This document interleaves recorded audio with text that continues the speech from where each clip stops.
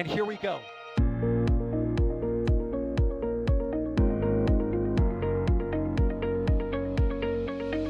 have liftoff. Propulsion continues to be normal. R68 chamber pressure looks good. Following up. Roger, roll, planet. Water towers, fly! Yes! Echo down to nominal. Flight downside FD off. Bring in FD off. It's orange! 145. Oh my God! Oh my God! Decollage. Look at this! Put that in the big bag, Eagle. 343 unfolds to go. Indeed. We rise together, back to the moon and beyond. The methane would be igniting the flare, correct? Yikes. You dead? Sure. We don't need any more of these.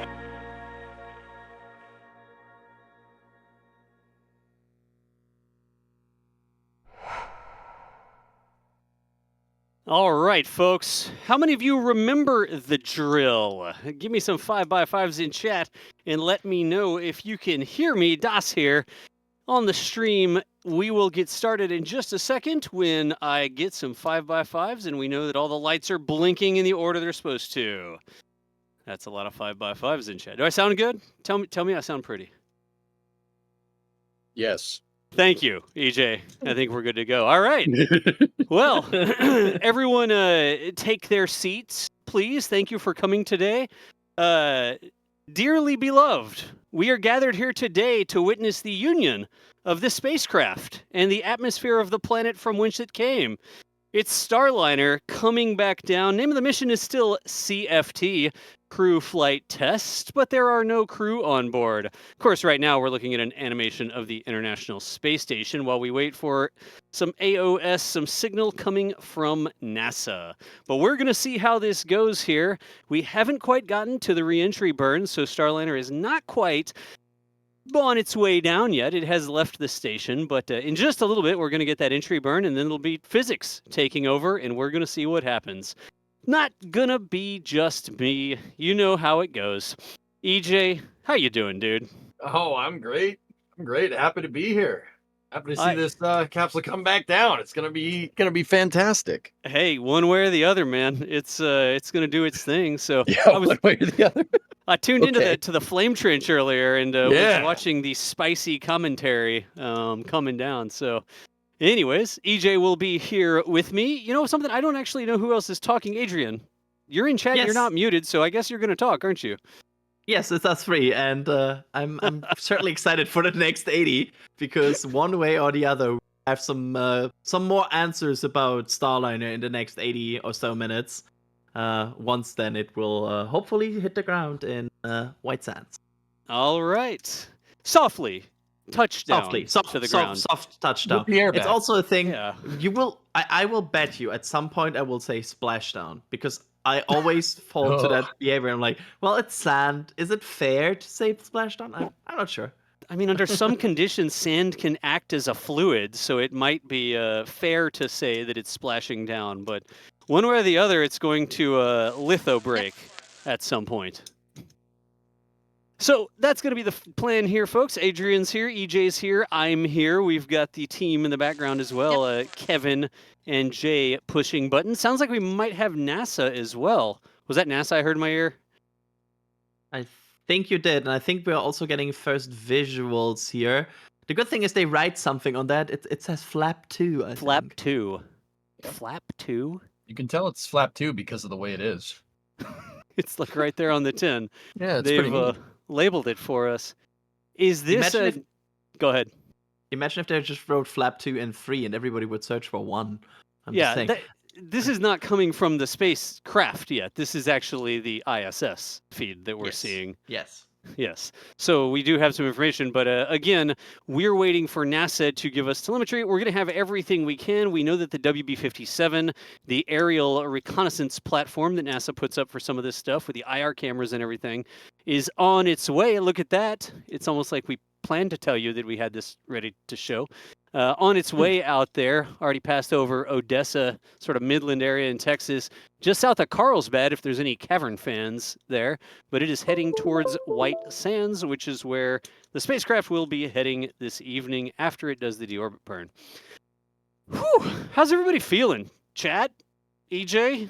How I'm you feeling all right.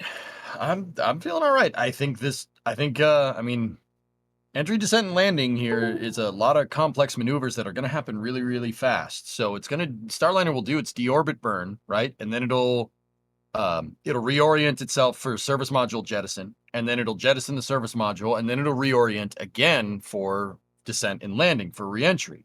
It's a complex bit of maneuvers that's going to happen pretty fast. I mean, but I think honestly, with what Boeing and NASA have learned from these thruster blowouts over the last 2 months, kind of turned into a mid-duration mission here. Yeah. I'm pretty dang confident this capsule is going to get back down. I hope I don't eat my words there. It's one of those things, like the entire mission has sort of been marked by, well, there are no guarantees. In engineering, in physics, like I can't even guarantee that the sun's going to come up tomorrow. It's a very high likelihood that the sun is going to come up tomorrow, because the chances of something happening that would cause the Earth to stop rotating or the sun to go out are very, very, very slim. But I can't actually guarantee it. And when you get into engineering things, especially when it's humans engineering things, there are no guarantees in any of this. So it's very tough. Like, I think this has really been, the tone has been set by the fact that you can't guarantee anything in engineering here. So we're going to see. Like, I am very hopeful that we get a spacecraft coming on down, and it has a perfectly nominal reentry, and it comes right back down on target and lands down gently. And were there astronauts on board, they would have been just fine, but there are no guarantees. So we are going to see what we get. Whew. Somebody hearing Windows noises? I didn't hear the Windows noise, but chat is saying they're hearing Windows noises. I didn't hear them. You didn't either? Yeah, I don't know. No, I did not hear any. You might have heard some Windows noises. Just saying. Okay. Thanks, God. We will continue listening on. I'm going to assume that they can hear Kevin there as well. Mm-hmm. Yeah, that would make it otherwise very awkward when we just reply to him. So the timeline coming up here, we don't have a clock on the screen right now, but the deorbit burn is coming up in just over 30 minutes. It's currently 9:44 Central Time. They're sort of running operations in Central Time because that's where JSC, Johnson Space Center, is, right? And the deorbit burn is scheduled for 10:17 and 13 seconds p.m. in Central Standard Time, so just over 45 minutes. Right. Hey, look at that. Yep. It's at net 45 minutes ish will be the beginning of the 43 minutes will be the beginning of the deorbit burn, and before that we will get the go no go for the deorbit burn, hopefully, which will be a polling of the team if they want to deorbit today. Good deal. And this net is counting down to the expected touchdown, not the deorbit burn, correct? I'm looking at it right now, but that's the math I was just doing. Yeah, but this would count. I'm looking at another timeline here I'm having, but I think there's also there's some timeline here, and there might also be changes to the timeline because we have also seen early indicators of some changes in other regulatory paperwork, especially with like air and marine closures. So there will of course be adjustments, right? There will be some adjustments in the timeline. It's how it is. And we will see exactly when they come down. I would be very surprised if they come down exactly at the second at 11 and 52 seconds p.m. for the landing, because that's right now, at least with the old timeline, 11 p.m. and 52 seconds was the old moment of landing that they targeted. Gotcha. So what we might have, we have a schedule that was given to us by NASA, and that may be subject to some changes. So as soon as we get an updated schedule, we can talk about those sorts of things. But that is now counting down to about the original schedule, I guess the last schedule that we were provided. And if we get updates, we will pass them on here. Yep. And we will probably get a better picture with the deorbit burn, because once that deorbit burn happens at a certain time, we can kind of get from there, right? And if we see that the orbit burn has changed, we can probably assume that the whole trajectory after that will change. So watching when that will happen will be an interesting data point here. Makes good sense. And if you're just joining us, clearly that is CGI on the screen. That is the International Space Station. We are awaiting telemetry or information or mission control loops or something like that from NASA to come online for our use here. But we're hanging out, letting you know what is going on and answering some, dare I say, we're going to answer questions about Starliner. Yeah. Well, I actually thought it would be better to bring everybody up to speed. So not Yeah. only, I mean, we're bringing, and we'll answer the questions in a second, but okay, so what's going on here? Well, we're going to see a crewed capsule come back down, but there's going to be no crew on board. NASA's opted to leave the 2 test pilots, Butch Wilmore and Sonny Williams, up on the space station for a regular ISS rotation. The reason why is because NASA is having some kind of second thoughts about thrusters on Starliner, and they decided it'd be safer to leave the crew and have a Dragon come and get them, the next time the bus comes by, so to speak, right? That Dragon's scheduled to come up on the 24th of September, and they're going to stay a 6-month duration stay and come back down in February 2025. Yep. Now, Starliner is going to come back down here and it's going to land. It's going to land at White Sands Space Harbor. But what they're worried about here, and the reason why NASA took Butch and Sonny off of this in the first place, is because they're worried about thrusters blowing out. Now, NASA and Boeing have had some problems back and forth here with these thrusters seeing what's called thrust degradation. And this degradation is coming from, well, to put it very simply, it's coming from the thrusters overheating. These thrusters are overheating, and what it's doing is it's starting to fry components inside of the thruster, particularly the PTFE seal. Some seals. Yeah, exactly. It's a PTFE seal on the injector, on the nitrogen tetroxide injector on their thrusters. And you don't want to strand, actually, they're not stranded at the ISS, right, boys? They're definitely not, but you definitely don't want to strand them during entry, descent, and landing and to have an uncontrolled re-entry with people on board. At least, with nobody on board, you can minimize the risk there. And that's why NASA chose to keep Butch and Sonny right up on that space station. And so the reason why this is kind of high profile is because we're not sure. I mean, NASA's pretty sure they're going to bring this thing down, but we're not sure if this thing is gonna get here. I don't know. Das, what do you think? You think it's gonna go?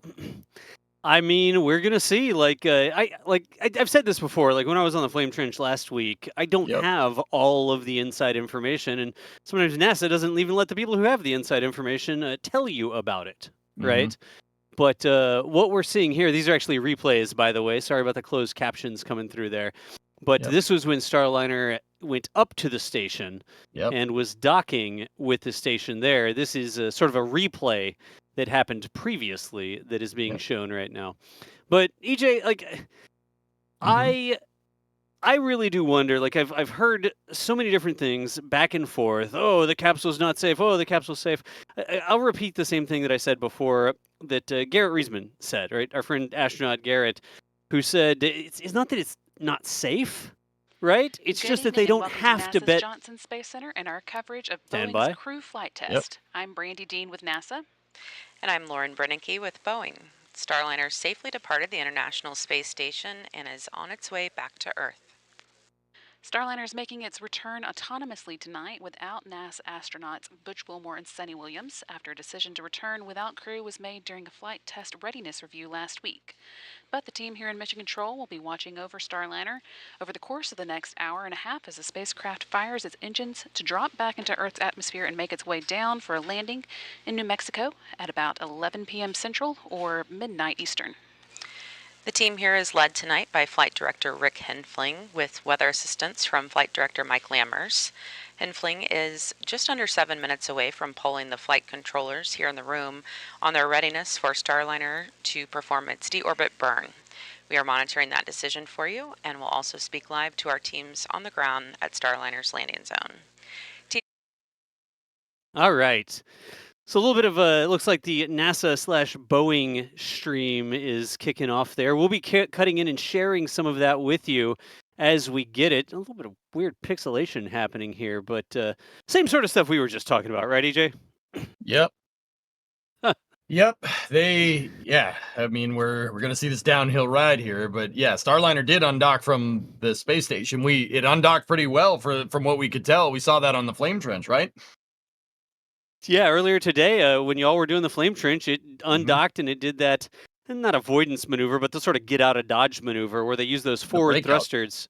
The breakout Yeah. maneuver. There you go. Get out of dodge, breakout. I don't work Know for what you meant. NASA. Which is also they did that also primarily to reduce the load on the thrusters, right? Correct. They wanted that maneuver was primarily used because it would lessen the load on these on these problems on the thrusters right now, because that's one of the biggest items they are watching here right now, which is also why I think the deorbit burn, which is again about 20 or so minutes away, a bit more, that's gonna be a very interesting part of this, right? Because from what we can tell, NASA didn't voice any concern about the the parachute phase of this, or the reentry phase. The main concern that has been voiced is the thrusters. Right. So that's going to be an interesting part of this all. Yeah. I want to hop back to that real quick, EJ. You said PTFE seals, right? It's a Teflon seal. Yep. Correct me if I'm wrong, but I think my shower is installed with PTFE tape. That's what something, that stuff is. Yeah, you're not wrong. This isn't like PTFE tape around a around a thread, right? But that is, dude. Hey, there's parts of the space program all over your house, and you don't even know. You're not wrong.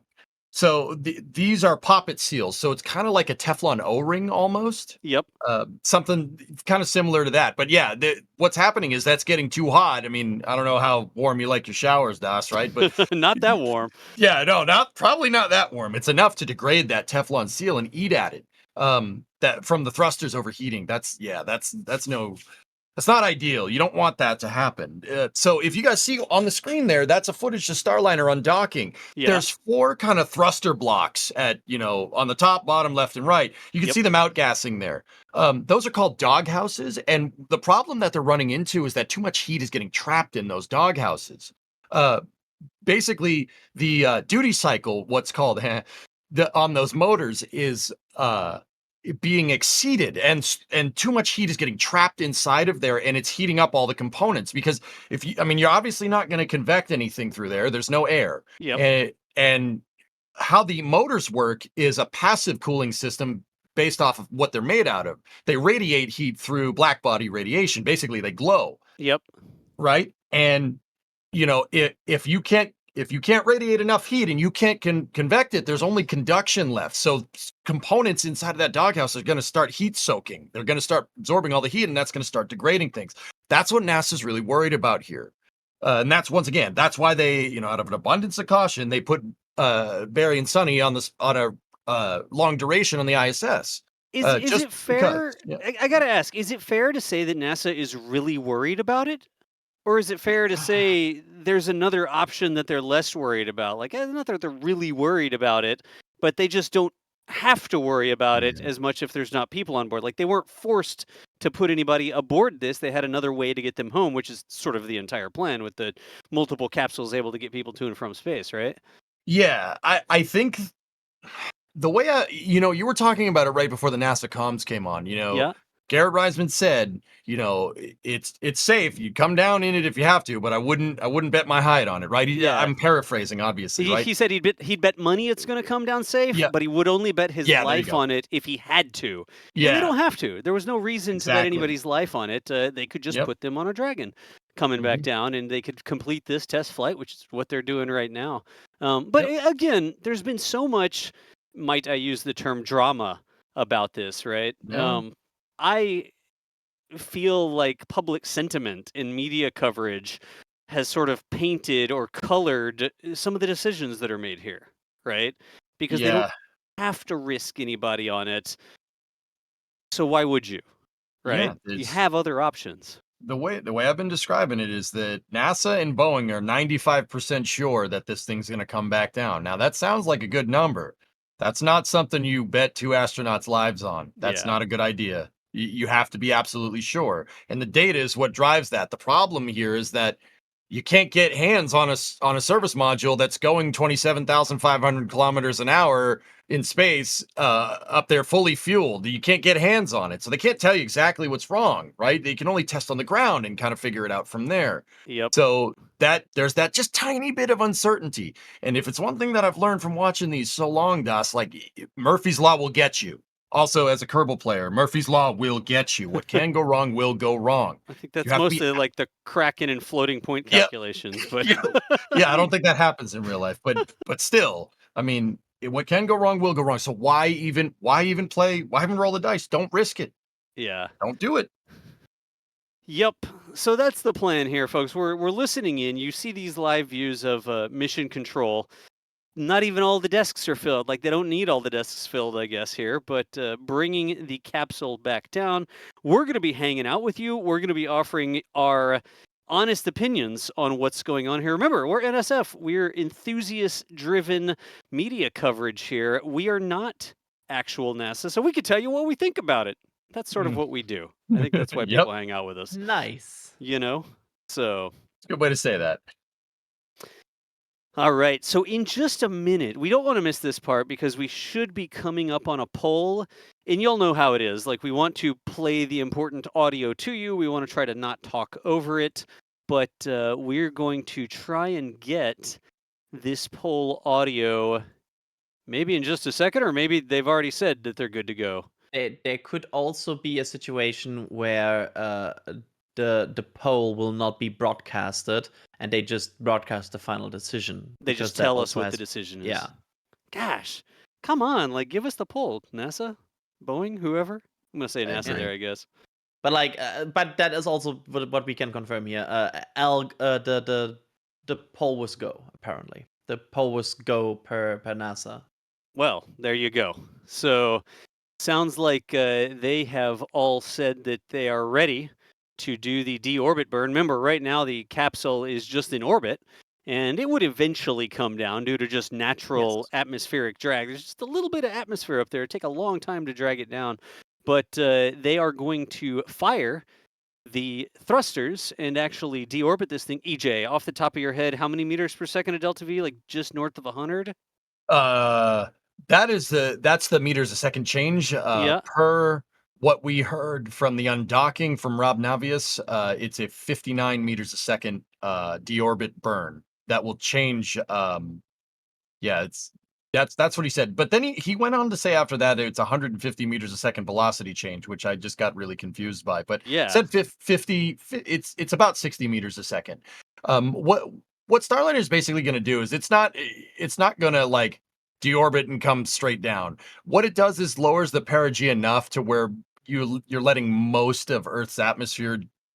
You know, you're trying to spend a lot of time in the upper atmosphere here, and doing that, leaving, using that to slow you down more than the thrusters, right? I mean, that's what reentry is. You gotta, a human rated spacecraft's going to come in on a really shallow trajectory. So they're not even going to like deorbit. It's just lowering the perigee, or the lowest part of the orbit, to a point where they'll start scratching the atmosphere and it'll really start slowing them down.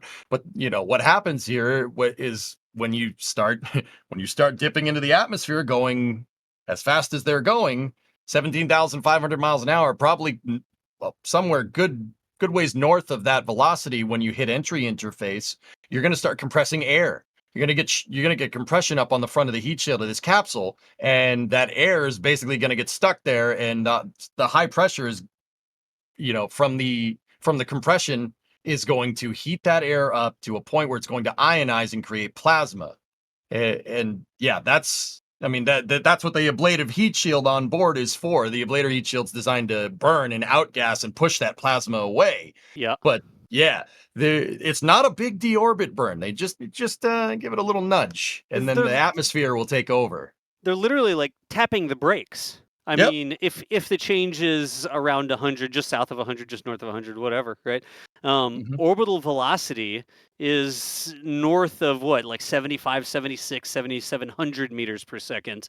And the change to come back home is just 100 or so, right? Yeah, so they're literally it's not a just lot. tapping the brakes. They're not slamming on the brakes to get down into the atmosphere. They just tap it, and that gets them down into that thicker atmosphere, and they let the atmosphere do the rest of the work for them. That's right. The atmosphere and the ablative heat shield. Absolutely. Good deal. All right, so we'll continue sharing updates and information with you. We're just past 10 o'clock Central Standard Time out there at Johnson. You can see on the screen the WB-57 flight there.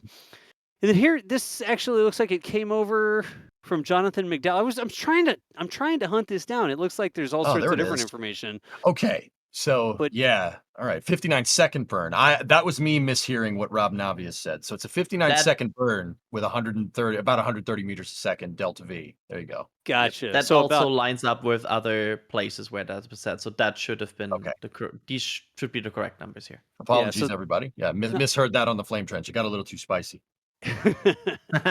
all good, and that's where you get that the time that they're going to do that, the amount of time they're going to fire the thrusters for just under 1 minute, about 59 seconds. Literally, again, just to tap the brakes, get it down into the atmosphere just a little bit. They just have to start skimming the surface, and as soon as they skim the surface, they're going to come on back home. But we're still roughly 10 minutes away from when that is supposed to happen.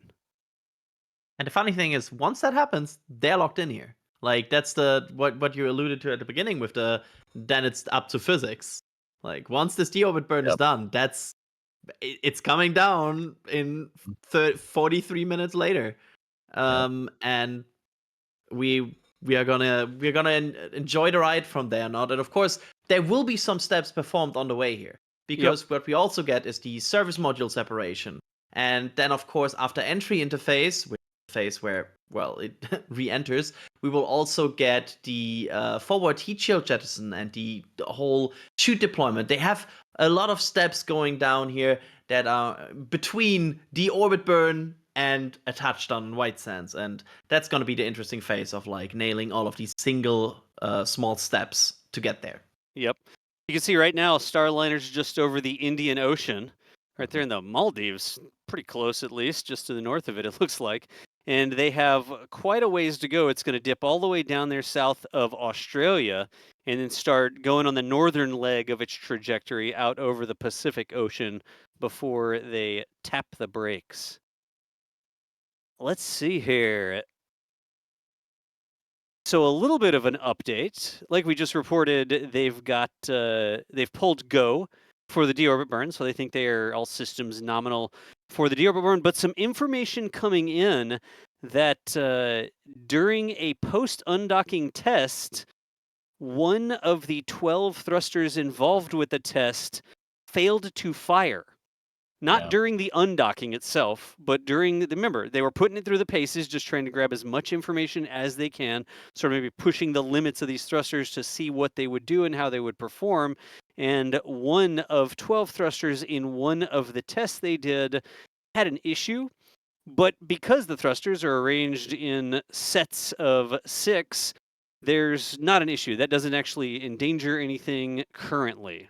So I don't think that's unexpected, do y'all? Go ahead, Adrian.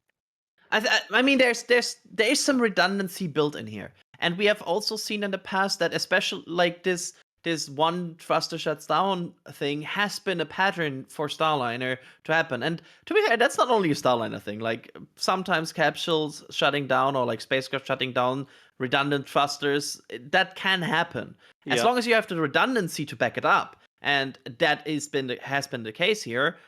You're still operating in your margin. So it's a curious thing. It's a thing that for sure Boeing and NASA will note. But as also noted by NASA here, as of right now, it doesn't impose any danger on the timeline here or on the operations. So I'm not particularly like super worried about this. Yeah. I imagine there's a balance here, right? Like, one, we want to run some tests. We want to see what these thrusters are going to do.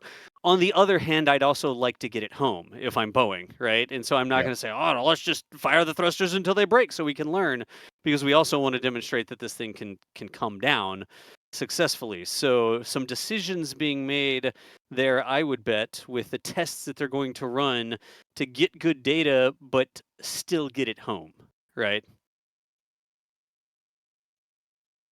Yeah, that's a good idea. Thanks. Yep, absolutely agree. And also this hot fire checkout should have happened a bit before NASA polled, like 1 to 2 hours before NASA polled um for the final deorbit burn here. So they're probably part of this test was included in their polling data.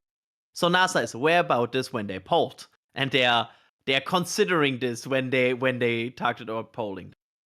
So Yeah. just to point it out, like this is not a surprise for NASA right now. They probably are very aware that this happened a few hours ago, and they're now considering this as part of their decision making. Yep. So, real quick, here is what we will expect after the deorbit burn. Still minutes away from getting confirmation on whether or not that happened. But the landing out there at White Sands Missile Range, you can see it goes through and jettisons the heat shield. It doesn't need that once it gets down closer to the ground. It'll deploy the drogue chute, like the smaller chute that sort of helps stabilize and slow the craft down so that the main larger chutes can come on out. That's step 3 there, right? For the rotation handle release, Starliner actually looks like it's a little berry basket. I don't know, like a little basket with a little handle on top of it, right? Yep. And during one part, you see up there at 3 where it's sort of flying sideways, right? The chutes aren't coming straight from the top of the capsule. That is where the chutes are sort of attached to one side of the capsule. And then when that rotation handle releases, it allows the capsule to hang sort of straight down like you see in the next 0405 there, right? Oh, sorry, I actually said heat shield jettison. I should have said forward heat shield jettison was at the top of it there. But after they release that rotation handle, they have the main parachutes out, the capsule is hanging down, then they jettison the bottom heat shield. Actually, 2 different heat shields. The forward heat shield has to open up so they can let the parachutes out, right? It's on top, forward. And the base is the bottom part, the part that bears most of the brunt during reentry, right, EJ? Yeah, that's the ablator one. The forward heat shield is not an ablative heat shield. It's like an arrow shell. Yeah, exactly. It's a lot simpler thermal protection system. I do believe it's Nomex derived from the space shuttle, so it looks like those white blankets that you'd see on the top parts of the shuttle. Yep, makes sense. So Starliner also has airbags on the bottom of it. It has those big chutes, but because it's not splashing down in water, remember the SpaceX Dragon capsule splashes down in the ocean. Starliner here is designed to land on land, or splash down in sand if you want to say it that way. But that will cushion the impact just a little bit to make it a little bit more comfortable and a little bit less harsh on the spacecraft and the occupants. Of course, here this evening, no occupants inside the spacecraft. Oh, look, airbags. I'm going to guess this is from a previous test. That is from the previous uncrewed flight test, which was just the OF. What did they call that one? OFT, right? OFT2. Yeah, OFT2. Yeah, all right. If you look right there, you can see that there are some LRSI tiles that are derived from the space shuttle around the hatch and around the skirt of the where the heat shield would be. And then you have the blankets, the thermal blankets, the Nomex thermal blankets that were on the space shuttle. Now that top part that looks kind of naked up at the top of the capsule, that's what you were talking about. That's where that the forward. Yeah, exactly. Notice it's not there. Yep. Because this landed capsule jettisoned it. Go ahead. The tiles, EJ's talking about the black tiles, so you can see them along the lower rim there, and then you see the door, like the little yellow bridge that goes to the door, and the window on the opposite side. Those are the tiles that you were talking about, right? The black parts. Absolutely. Yep. In the quilted part that looks cushiony soft, those are the blankets or the sort of quilted thermal protection system. A lot of people don't know, but if you go and see Atlantis or Discovery or one of the space shuttles, right? You look at it and you're like, is that padded on top? Is that like a soft blankety bit? Because they didn't need hard, rigid heat shields on the entire thing. They just had those on the bottom. And the top of this space shuttle had it literally looks soft. I've never touched it, but it looks like quilted, like it's got little pleats in it almost. When I say blankets, I mean it. Here looks like we've got a thermal camera from the landing site. We'll see how often we get this from NASA. Remember, we are sort of at NASA's whim here. We get whatever feeds they provide. We don't have access to all the raw cameras. So when they do stuff like this, and they say, yo, we're still calling this the crew flight test, even though there's no crew on board, This is what we are able to show y'all and share with you. We add our own value by commentating on it, right? Mm-hmm. So our At least I voice would is the hope. value. I would hope. Our voice is the value. Well, there's 10,500 people watching us right now, so Wow. I mean, Yeah, you thanks know. for that, everybody. That's Thanks for I staying mean, up it's with always us. cool. Yep, absolutely. It's certainly not the best time for like a prime time season right now. Hold up. I'm going to refresh and see how many thumbs up there are. Okay, all right. 1.3 thousand. About 10% of the people think that our commentary is valuable, or they're just confused as to what stream they're I on. believe that. That's Which- probably accurate. Which one is it? Did y'all Oh. just stumble onto the wrong stream, or... Oh no. Hey, folks, if you're just joining us, we are NSF. We are not NASA. We are watching the return of Starliner here. No crew on board, using some feeds from NASA, answering questions and talking about the mission, but we're giving you our honest opinions about what's going on here. That is sort of what we do. Reading some chat, too. VPool89, we love you, too. All right. All right. So Let's- WB-57 is over White Sands. Hey, there you go. You ever been to White Sands, EJ? I haven't been to White Sands, but I've been to the mountain range next door with you. The mountain range next door, nice. You've been over to Spaceport America, but not Absolutely. over. You haven't been to like the Trinity site, right? No, that's a bucket list thing. I don't know about you, Chad. I would do that. That'd We be should great. do that one day. Yeah. The Trinity site actually borders one of the potential landing zones here. Of course, if you're watching and you don't know what the Trinity site is, it's the location on planet Earth where we detonated the first atomic bomb long ago, but you can go walk around there now. Like, you get more radiation from taking the flight to New Mexico than you get from standing around. But the Trinity site is sort of on one of the border areas around the landing zone there at White Sands. So anyways, you just go check it out. I think it's a really interesting place to see, and you can be like, hey, that's where Starliner lands, over that way. Just on a side note, New Mexico, that part of New Mexico, there's not a lot out there, but it's beautiful. Oh, High it's so desert. nice. Yeah, Yep. beautiful part of the country. If you've never been out there, go out there, guys. It's not to White Sands, but not without permission. Yeah, But drive around it. go to around the cruises. outside. Go to cruises or Truth or Consequences. Yeah, it's a beautiful part. Carlsbad, Roswell is over on the eastern part of the range Yep. there. Like, it's just good country out there. Yep, beautiful. Well, for a certain And- value of good country, there's not a lot of water or room for cows. Food for cows, I guess. Yeah, Anyways. there you go. I was actually going to say, I'd assume a lot of people are here because of space. That night sky in New Mexico is not bad. Not bad. If there's no clouds, you can see everything. Yep. No light pollution. Speaking of which, we may very well see some ground tracking shots, hopefully. Sounds like expectation from NASA is that they don't expect to have live cameras aboard the spacecraft. We don't expect to get a live feed from like inside the spacecraft or anything like that. But they do have multiple assets on the ground. And right there you can see the WB-57 doing the button hook trying to catch the pass. It shouldn't be catching anything except photons or maybe some whatever IR emits. And Starliner in general doesn't have the capability to transmit video data for this flight. That was something they mentioned during the launch. That is something they want to include on future flights. But for this one, Starliner is not able to transmit basically video data during these phases. Makes good sense. Maybe they can get a discount on Starlink because half their name is also Star. Like walking into the shop and you're like, yeah, my last name's Galloway. Your name's Galloway. Do I get a discount? That never works, by the way. I'm surprised. So we are standing by awaiting confirmation. It doesn't sound like we're getting a lot of live loops that we can share with you. It's more of a NASA does it and then provides a verbal status update of what some of their results are.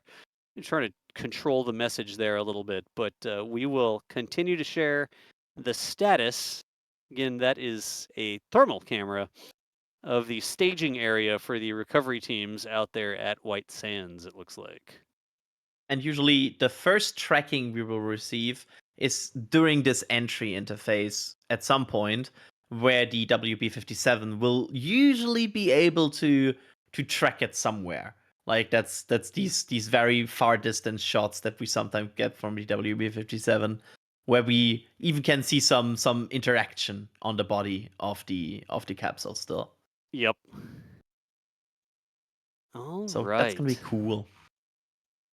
This is sort of the waiting mode where we are waiting. Oh, there's a view of the sky. That's is. I mean that could that looks very similar to what might be, but I don't think that's the WB-57. It doesn't Because feel they like usually- it's moving. Like I'm not getting a 3D Yeah. effect on the clouds as if it's coming from a moving platform. I'd expect those clouds to be 3D a little bit as the plane flew. So that looked like it might have been a ground-based camera. Also, usually the shots that we get from the WB-57 have this almost tracking grid on them. For orbital Yep. maneuvering and Like- attitude control thrusters Oh, on here we go. Starliner's service module are now firing, Here we slowing go. Starliner down as the capsule begins its journey back to Earth. Tapping the brakes. This is the very interesting moment now with the Okay. thrusters. So, guys, if you look at the right-hand side of your screen, there's the bigger screen with the animation of Starliner on it. You look at the VGO on the top left corner. There's your change rate. That's telling you how much you have left to do on this planned burn. In this particular case, at this time, it's about 50 meters a second. Yep. They're slowing it down, and on the rates on the top right, are showing the acceleration and angular momentum of the capsule. It's yaw, pitch, and roll, and then translation forces on top of that. So forward, back, up, down, left, right. They want to make sure that those rates stay right around zero, and the other thrusters compensate and basically keep the capsule pointed in the same direction. That looks good. Everything looks okay here. So the bit of- body rates, right? There's not a Yep. lot of big numbers in the body rates, so the That's capsule what you isn't want. tumbling or anything like that. If you had a rate there, it would mean that the capsule was rotating or tumbling or something like Yep. that. And it looks like all the rates are basically zero. And then, like Mm-hmm. EJ said, the VGO up there, you can see that that's down to zero. So based on this telemetry, it looks That looks like good. the deorbit burn went through. Good That look- burn confirmed by Yep. NASA. That is a Oh, good thank you. burn. Great. Hey, folks, That's that great. is a big step. Yeah, That that's is a very big step. yeah. I don't want to make the stream about like who was right or who was wrong, but I bet some people at Boeing are very relieved right now that this worked as they hoped, as they planned, and that's a good thing. That's a really good thing. Yep. All right. So we are not completely out of the woods yet. Remember, going to space is hard. There are other systems that still need to do their jobs. We still need that heat shield to come through, and we need the chutes to operate as expected. But from here on out, Starliner's coming down one way or the Yep. other. That deorbit burn has occurred. Looks no like return. it was, point of no return. At this point, they can't turn around and then pump the gas again to go back to Nope. orbit. They have tapped the brakes. They are going to make atmospheric entry here shortly, and it is coming on back down to New Mexico. I mean, if you guys want an idea of speed here, this thing did its deorbit burn south of Australia, and in less than an hour, it's going to Yep. be in New Mexico. These are some crazy speeds to burn off here. Point to point, eat your heart out. Yeah, there you go. The graphic we had up on the screen there, that was the visibility graph. There we go. So if you are down there, Baja, Mexico, or we got El Paso. Looks like El Paso might be able to see it. The very corner of New Mexico, over to parts of southeastern Arizona. Not all the way up to Phoenix or anything like that, but if you've got clear skies and you're somewhere in that blue, teal, or green area, you should be able to see Starliner streaking back down across the sky with those during those numbers, I guess, during those times there on the screen. Those Can I times. interrupt you here, Das? Yeah, go ahead. Because we should now get confirmation any second that the service module has separated. That was planned for 10:20:46, and NASA just confirmed service module has separated, and they have Alright. good altitude for service module jettison. Okay, good. Sorry to interrupt there, No, but no. we just came in. So same thing as before. Rates still look good. Look at the rates, very low. Capsule no longer has the service module. And remember, this was the big thing where they wanted Starliner to spend more time on station so they could work with the thrusters, because they've jettisoned a bunch of the thrusters that were having problems now. They're going to burn up in the atmosphere. They're going to end up in the, well, not end up in the Pacific. They're going to burn up over the Pacific, right? So this isn't the sort of thing where you can roll the truck into the garage and look at the injectors and see if they're clean or not, right? You can't do that. Your spark plugs are going to burn up over the Pacific, and you don't get to inspect them. That's part of the reason why they chose to stay on orbit for such a long time. Yep. You know, utilize that time. Why come back down? Absolutely. You have no hardware. They were at the station. They had plenty of room. They had plenty of consumables. They were never, oh gosh, we have to emergency send food or water or air or anything like that. Like, that's not the case. When Polaris Dawn flies, as soon as this weather clears up, Polaris Dawn's not going to have that luxury. No. Polaris Dawn is going to go to space, but because it's not going to the space station, it's got to come home. Dragon can only last on its own for so long. So if Polaris Dawn goes up there and something goes on, they have to come home. They cannot spend extra time in orbit. Oh, well, let's just stay for another couple weeks and work the problem. So really, for Starliner here, as designed, there was a lot of benefit because it went to the station, and the astronauts had that safe harbor. You've heard that term used over and over again there at the station, and quite frankly, Starliner can come home and they can stay up there at the hotel. That's right. Just seeing some people here being confused in chat, and I'll quickly address the reorientation of Starliner was planned because it has changed into a reorientation for re-entry. So do not get confused because there was suddenly a roll and it suddenly changed. That was very much planned. Yep. And there you can actually see the mouse on the screen as they drag the view around. That's right. Yeah, the reason why they would reorient from that, guys, is you want to jettison that thing. Like, okay, so from this view that we're looking at with Starliner, you want to jettison left or right relative to that right-hand box that we're seeing. The reason why is if you jettison it forward or back, you're running the risk of it coming back and hitting you. If you're really good at Kerbal, you can do that, right? Sorry, I can't keep referencing it. But yeah, they jettison it off to the side, and then they reorient the capsule so the heat shield's going to take, well, the brunt because it has to. Yep. You get two different trajectories there as they enter the atmospheric interface, right? So you don't want it to be in front of you, and then the heat or the service module slows down and bumps back into you or anything like that. You want them to have some separation so that they end up in two different trajectories, and that's actually why the Starliner capsule ends up in New Mexico, but the service module ends up burning up over the Pacific, right? That's why they sort of, or I guess that's how it ends up that way. Let's see here. Rates are still looking good here. Yep. Everything looks all right. Yep. Hey, real quick, I see some questions. I know that people are joining the stream all the time. This is Starliner, and it is heading back to New Mexico. So I'm curious, maybe not a lot of people who can see this, but where are y'all watching from this evening? And is there anybody underneath the path? Like, I would love to see some names in chat.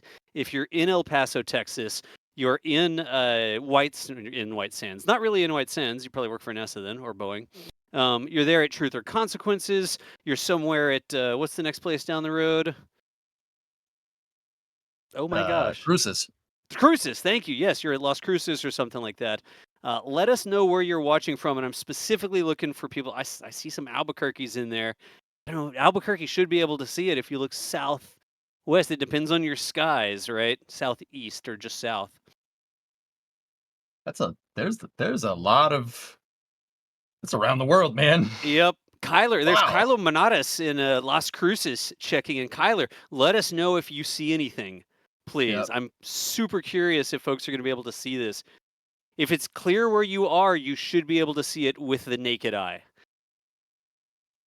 Well, I mean, if you're under the pass and it's clear there. Yeah.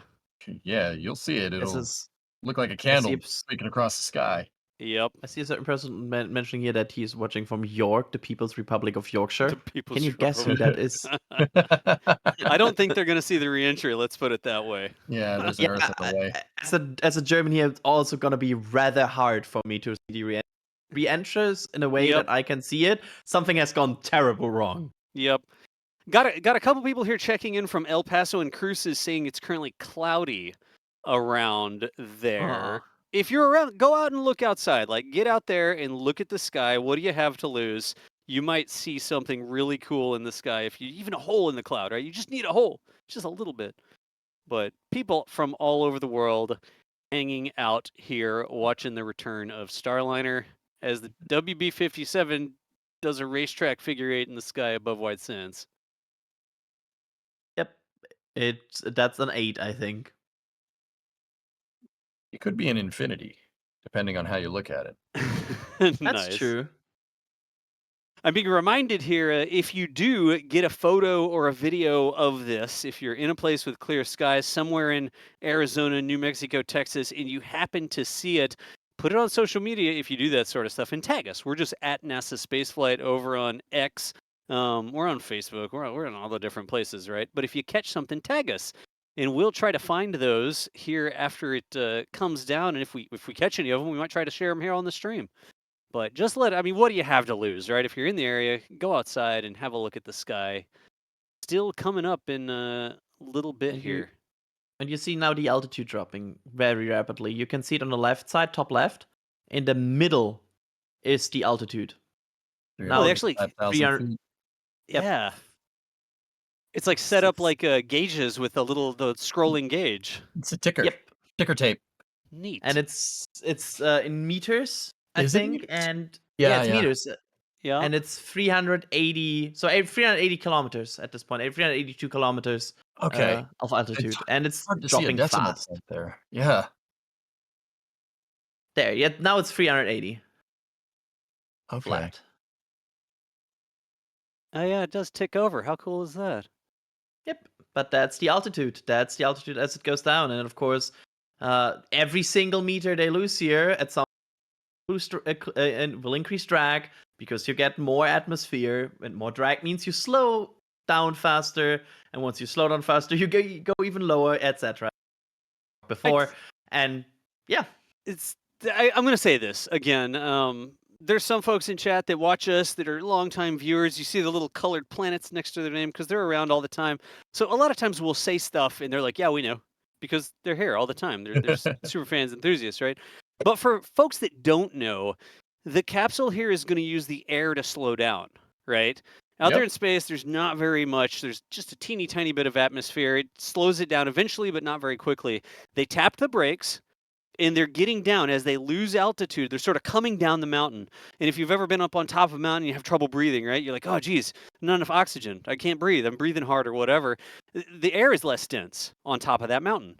Well, the higher you go, the less dense the air is. Up there at space station altitude, there's technically air, but it's super not dense at all. You're not going to be able to breathe it. Your lungs would explode if you tried to do that. Yeah, that doesn't work that way. Do that.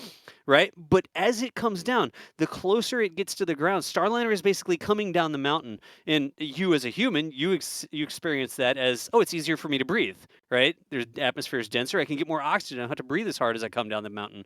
Starliner experiences that as deceleration, because it has to plow through more and more air. Like there's more air, I'm going to say molecules and get in trouble for it. There's just more air in the way, and Starliner has to push it out of the way. And the denser that air gets, the more it slows down. So it's sort of like a positive feedback loop. Slows down, goes lower, air gets denser, slows it down more, goes lower, air gets denser, slows it down more. Again, it just took a little thruster firing to tap the brakes, and they're letting the atmosphere do the rest of the work for them until they're coming right down on White Sands, and then they put out the drogues and chutes and stuff for the nice landing. Is the plan.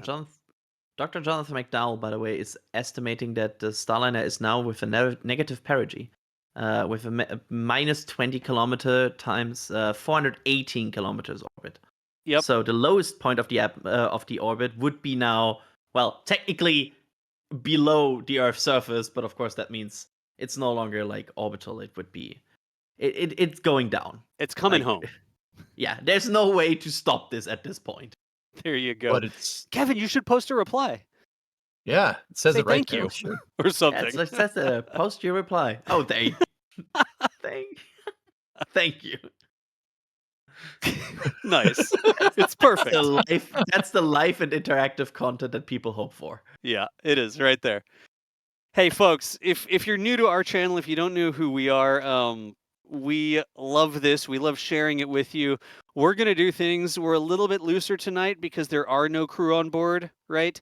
This is a crew capsule, but there are no human beings on board. If there were human beings on board, there'd be a little bit more serious note in our voices. But tonight, watching Starliner come down, we're glad y'all are joining us. This is sort of what we do. You know how to get back to the channel. If you like hanging out with people like this, you know, the little buttons to click on YouTube or whatever. Like, just click the buttons. You can find your way back. And the latest report here, about 14 minutes to entry interface per an update from NASA. My name is not Josh Barrett. That's just what they're putting on the stream. My name is John, actually. Just so we're not confused. I've got EJ with me. EJ. Hello.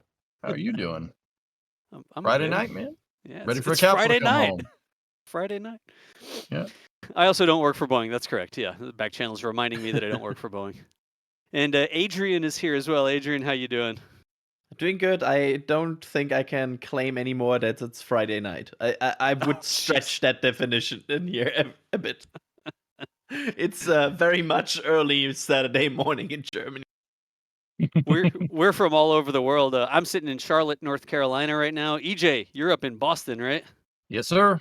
Yep. And Adrian is all the way across the pond in Germany. Yeah, Dorsten, if you're curious about that. I figured I'd let you pronounce it. I wasn't going to give it a try. That one's not that hard though. But no, it's for German. It's quite easy. Yeah. We're all over the world, sharing the experience with you. I'm reading chat. EJ, I know you're reading chat. Are we on Twitch too, EJ? Yeah, absolutely. We're on yeah, Twitch. we're Hey, what's up, restreaming it. Twitch? There you go. Yeah.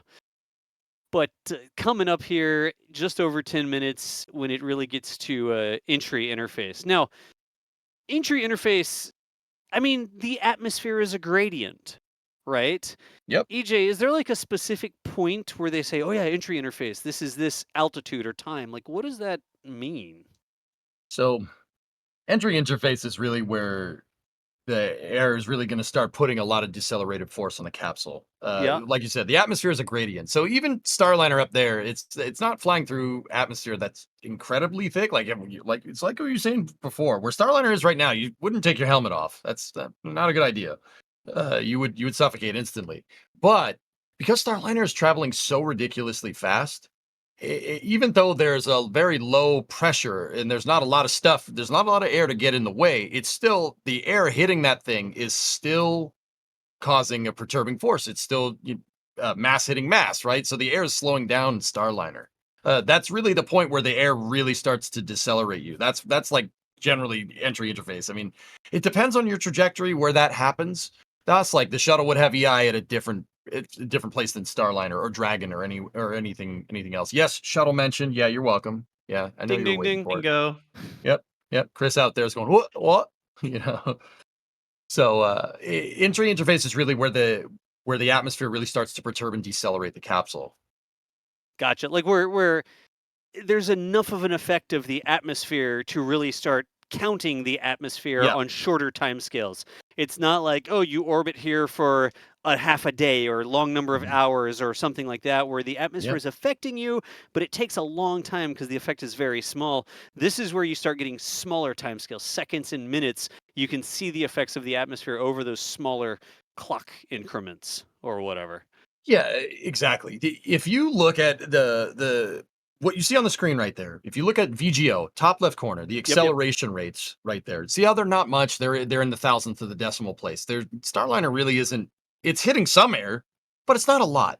It's not a lot right now. It is causing some decelerated force, but it's really not a lot. We're not at entry interface yet. Yep. Those rate numbers will start going bananas. Particularly on Starliner's long axis, you'll really start to see it. You'll know. It'll really start to decelerate. Yep.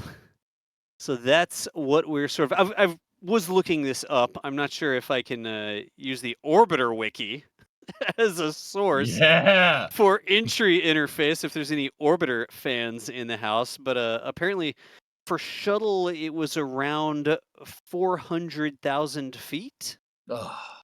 Freedom units. According to the shuttle manual here, the shuttle crew operations manual. It was around 400,000 feet, Mhm. which is about what 121 kilometers where Yep. they Somewhere there, define entry interface. So I need to like make sure. I don't know that that's for Starliner, but again, I'm citing my source. Apparently, it's the Shuttle Crew Operations Manual as referenced by the Orbiter Wiki. Good times. Yep. Or and reference, but it wasn't. But it's two different places that I was looking to make sure I wasn't reading something somebody just made up and put on a wiki somewhere. You can also, by the way, very good see there on these pictures that we are getting right now that it's not like NASA and Boeing are hiding cameras from you, Yeah. because these people don't have them on their screen either. It's they're just not there. That's always more interesting for me, because I'm like looking at their screen like, nope, no cameras. They are also just looking at data. Yep. So I All don't see right. an NSF stream in that room right now. That's Oh, Well, the jeez. the gentleman in the bottom left-hand corner was the dude that was watching when Starliner launched. That's Neil Yep. Nagata. He was watching us. You know, it's Yep. like a scavenger hunt. We have so many What's up, different Neil? streams. I mean, we do these streams, but we also have 24/7 streams. So anytime we see cameras looking into areas like that, we look for our streams on monitors, and we have caught them on more than occasions than you might guess. They're all over the wall at SpaceX facilities. Like they're building Raptor engines, and in the background there's Starbase Live, our 24/7 Starbase stream. So That's very strange in a always, good way, but always good that's fun. yeah. It's like, huh, oh, that's us. Oh, you know. All right. Again, the thermal views here. There's a helicopter there too. All right. So these are NOTAMs, it looks like, out there in the Pacific. And if I'm EJ, help me out here. There are Mhm. two of them.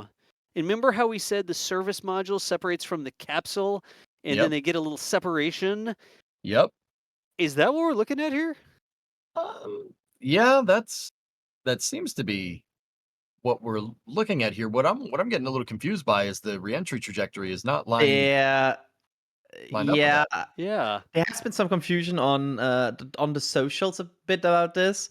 It could have been that there might be some wrong published maps by certain authorities floating Aha. around. There Yeah, you that's go. way off. Because that NOTAM doesn't line up with the track with like the track of the capsule, and that would be interesting. There's the corrected version, There which you makes go. way more sense because the box where it could go down lines up with the track where it actually goes Yep. along. Actually Yeah. goes over. You see how it's trapezoidal, like to the northwest side of that temporary flight restriction. Mhm. It's wider. That's where the service module is going to come down. See how that's off plane to where the capsule's trajectory? That's what I mean. They turn the capsule 90 degrees to one side, dump the service module, and then turn Boot the service Starliner. module. Yeah. Yep, they dumped it that way, and then exactly they turn the capsule right around to get it to entry interface, which we should be seeing here very soon. So if Yep, anybody's there it out is. there in the Pacific Ocean in that box, you shouldn't go. be. Don't Yep, take yeah. time to type it into chat. Just turn southeast or northwest and floor it or boat it. Put the throttle forward. I don't know. Ring the engine room. Whatever you do in a boat, and get out of there. Of course, I'm kidding. There shouldn't be anybody out there. All engines ahead flank. Thank you. And Best possible speed, or swim very fast. Yes, just kick your little feet. very close right now for Starliner crossing the 200 kilometers mark. You can see it there in the middle. It's altitude? at 207 kilometers at altitude. There you go. Okay. So, all right. On the screen, we got a lot more numbers here. We'll start with GMT. That's pretty straightforward. That's the time. It's Greenwich Mean Time here. And then the site is White Sands Space Harbor, WSSH. Nice. Latitude and longitude, pretty straightforward stuff. You have your ground altimeter, altitude above ground, which is just now gone below 200,000 meters, and they took the rest of them off. I think ground range so it was uprange distance. Yep. So how far it is from the landing site, and then your azimuth, which is the direction of flight when you're in atmosphere correlating to the magnetic compass. So it's heading 223. You got it. Thank you, sir. Gotcha. Folks, we're up to almost 16,000 people hanging out with us on a Friday night. It's still Friday night here on the East Coast. It'll be Friday night for another couple hours. Starliner, I guess Mountain Time it'll be, but thanks for hanging out with us, y'all, as we continue our live commentary and explanations as to what is going on with Starliner. Yep. Remember, it's uncrewed. There are no human beings aboard Starliner right now. This track is not Starliner. Starliner is not doing donuts over White Sands or New Mexico. This is the WB-57 camera plane that's out there to catch it sort of on station. But that is what we're doing, hanging out here, waiting for entry interface when the atmosphere really starts to take a hold of that capsule and slow it down to bring it back to the surface of the Earth. This is also not a preparation scene for the next Mad Max movie. That is the recovery crew. Nice. That is getting What? ready to. Do you know that scene from Mad Max when they all I do. drive? Yeah, that. It looks like they're preparing that scene right now, but no. Did you just do a movie reference? Yeah, right. What day are is you? it? This is crazy. When's the last time you slept, man? My God, irrelevant question. Next one. Okay. All right. Okay, got you.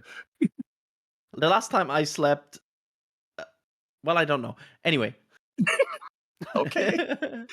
So, all right, guys, Starliner is starting to, it's past entry interface and it's starting to skirt the upper parts of the atmosphere. This is where the heating is going to be the most. You're going to get the highest amount of heating because you have low pressure here and the capsule is going the fastest, but the air, it's slowing it down a little bit, but the forces of gravity are still pulling her in, right? So this is where the heating is going to get the hottest. Now, keep in mind, peak heating doesn't exactly mean, like highest dynamic pressure on the heat shield. Peak heating happens at a much higher altitude because of the atmospheric gradient that Das was talking about. So Starliner should be going through peak heating somewhere around now. Maybe a little bit later. Like obviously we don't have the telemetry. If I had the telemetry in front of me, I'd be able to tell you. But I'm seeing what you're seeing here. I see a nice, looks like a Kenworth over there and a helicopter and some trucks. Pretty cool.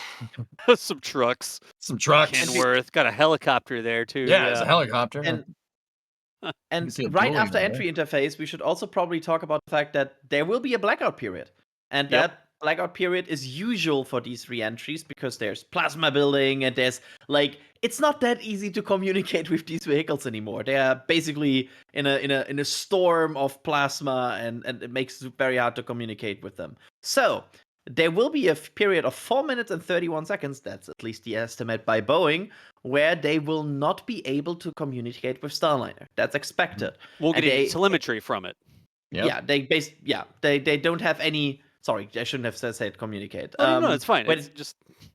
Yep, I understand. It's like they will not get any telemetry from it in that period, and they expected to acquire it again at 32.9 miles. And 4 minutes and 31 seconds after losing it. Of course, this is all estimates. There could be, sometimes these go a bit longer, sometimes it takes just a little bit longer to get telemetry again. That can happen. And don't panic if they take 10 seconds. Yeah. It's literally like a plasma shield. The bird dudes from Halo and they have the plasma shields that you have to. Anyways, whatever. It's literally that's a thing. It's a plasma shield, except somebody has to be attacking you with radio waves. It's not a very useful plasma shield. It actually is sort of a problem for us to get signals, RF radio frequency communications through. So some of the tricks that a spacecraft might use is to look away from the plasma. The plasma sort of builds up in front and then forms a tail behind it.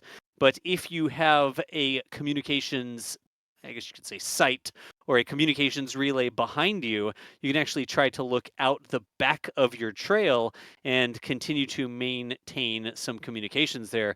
Recently, some spacecraft have done that, bringing us some views during reentry. But not on this one. Nope. Yeah, what's causing the radio disruption is the air getting compressed up against the heat shield. You're going to get what's called compression heating. That compression heating is the compressing of the air molecules that Starliner is quite literally running into is actually going to cause ionization. And when you take these air molecules and they ionize, it turns to plasma. And that basically creates a wake. Now visually, it kind of looks like if you picture a ship going like over the water, it leaves a wake off to the sides. The plasma is kind of like that, but obviously water is not plasma, Yep. right? But it leaves a wake similar to that, and that It wake acts does as have a fluid. Like it Yep. can be modeled sort of as a fluid Yep. within those parameters, right? exactly. And We have what's up? confirmation of entry interface. Here we Aha. go. So it's crossed under that specific altitude where the aerodynamic forces really start to have a measurable effect. Correct. So Starliner's coming home, y'all. Yep. Well, Yep. I mean, it's coming to White Sands. It's coming home to the United States. You know what I mean? Mhm. It's not like And landing we in the bo- building where it was built. That's not how that works. And we are about a bit more than 30 seconds away from the beginning of. Oh, sorry, a minute away from the beginning of the blackout. Yeah. Mhm. I wish we Yeah. had access to the telemetry screen full time. Like, just let us see the telemetry. Yep. This is a great Well, shot of the You don't want to see the Starliner trailer? I guess. I but mean, it's a I'd great like to see shot. the It's- numbers. Yeah, like honestly, it would be really cool if we had that like as a clean feed. Just Yeah. give us these numbers. I mean, some serious lens flare. It's a nice dually in front of the trailer. It's pretty Nice. cool.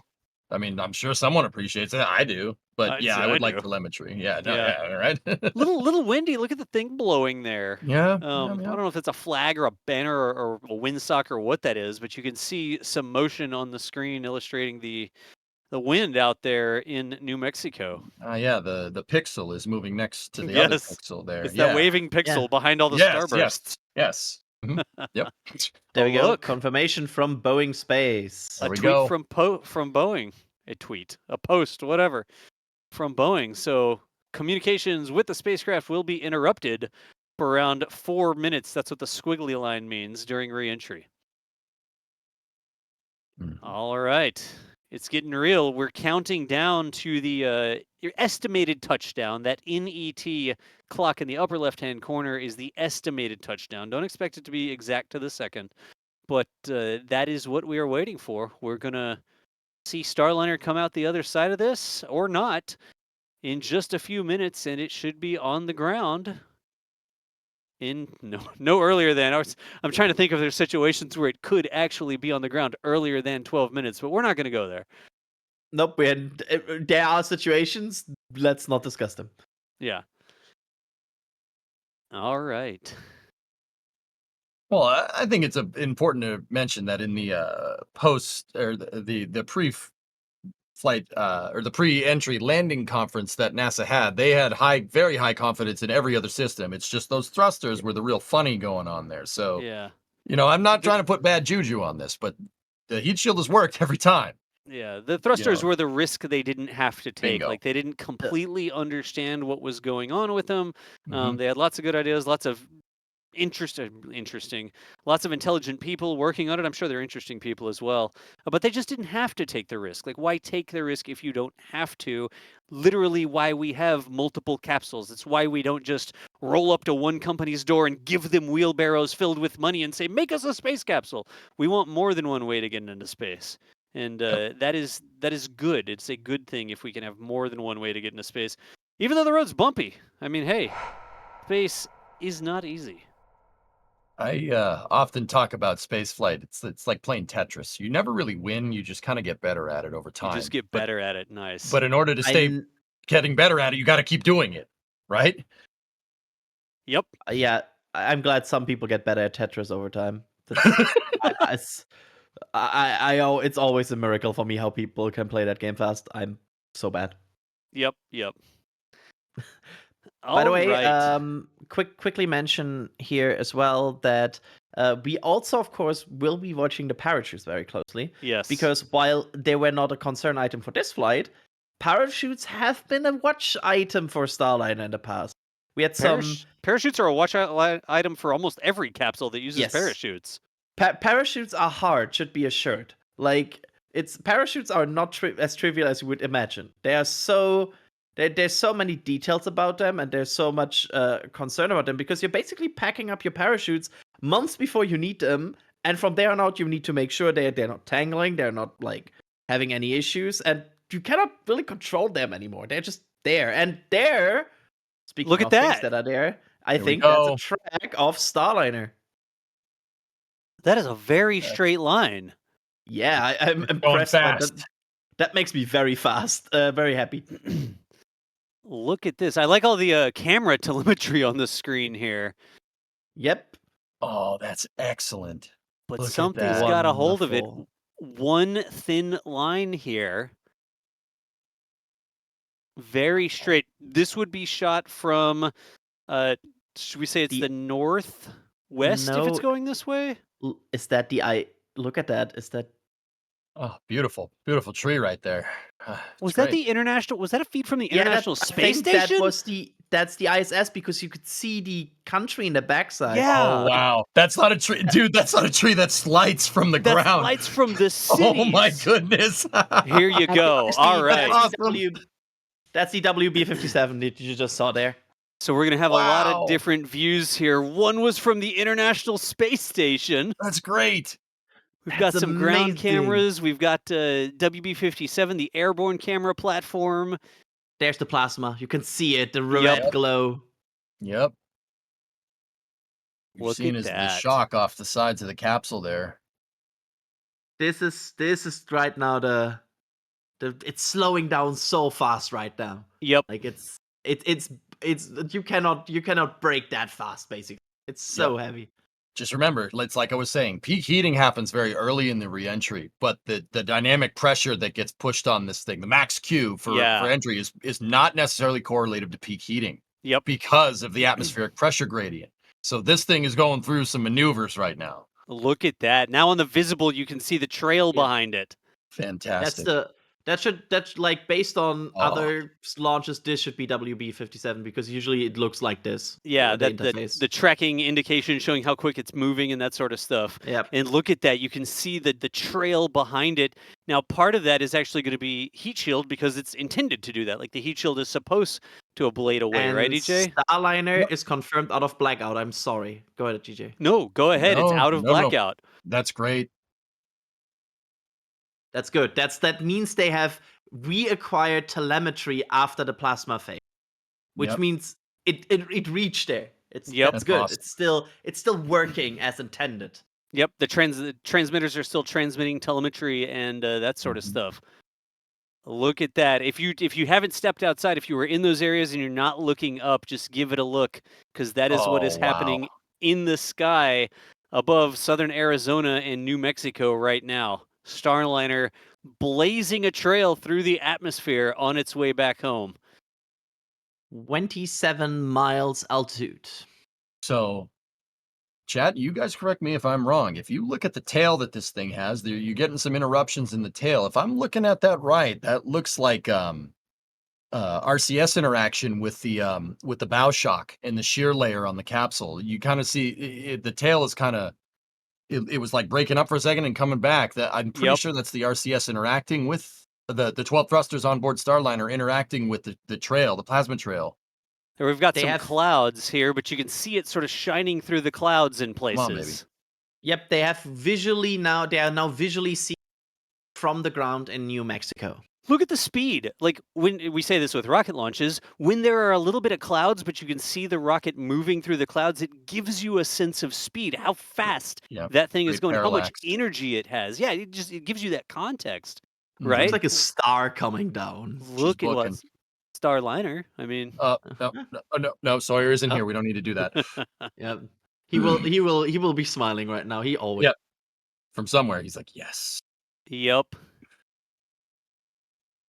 So continuing down should be on the ground in just over 5 minutes, just under 6 minutes, I should probably say. We were getting very close here too. So the next steps will be actually the forward heat shield jettison will be in just a minute from now, and after that we are entering a phase of very rapid events because we have the drone chute deploy, and then just a minute later the main chute deploy, and then the rotational handle release and the back heat shield jettison. So we are entering a phase of like every 30 seconds something is happening. Yep. Some of the artifacts you're seeing on the screen are camera lens artifacts here, folks. The sort of circles that you're seeing are just the way that this lens is capturing this. And see how it moves around the different sides like it's radiating out? That's just an artifact of the capture system here. I do not believe that's what it would look like with the naked eye. I mean, keep in mind, this camera is imaging this from Yeah. 34,253 feet. This is a camera that's built in on a PTZ on the nose cone of a WB-57 aircraft, guys. So, I mean, this is pretty good for being tracked from an airplane. Yep. I'm looking for context, stars or something moving in the background. It really looks like it's sort of coming down. It was streaking across the sky before, but see, there you go, context. It's sort of Forward going heat shield down. jettison should be any second now.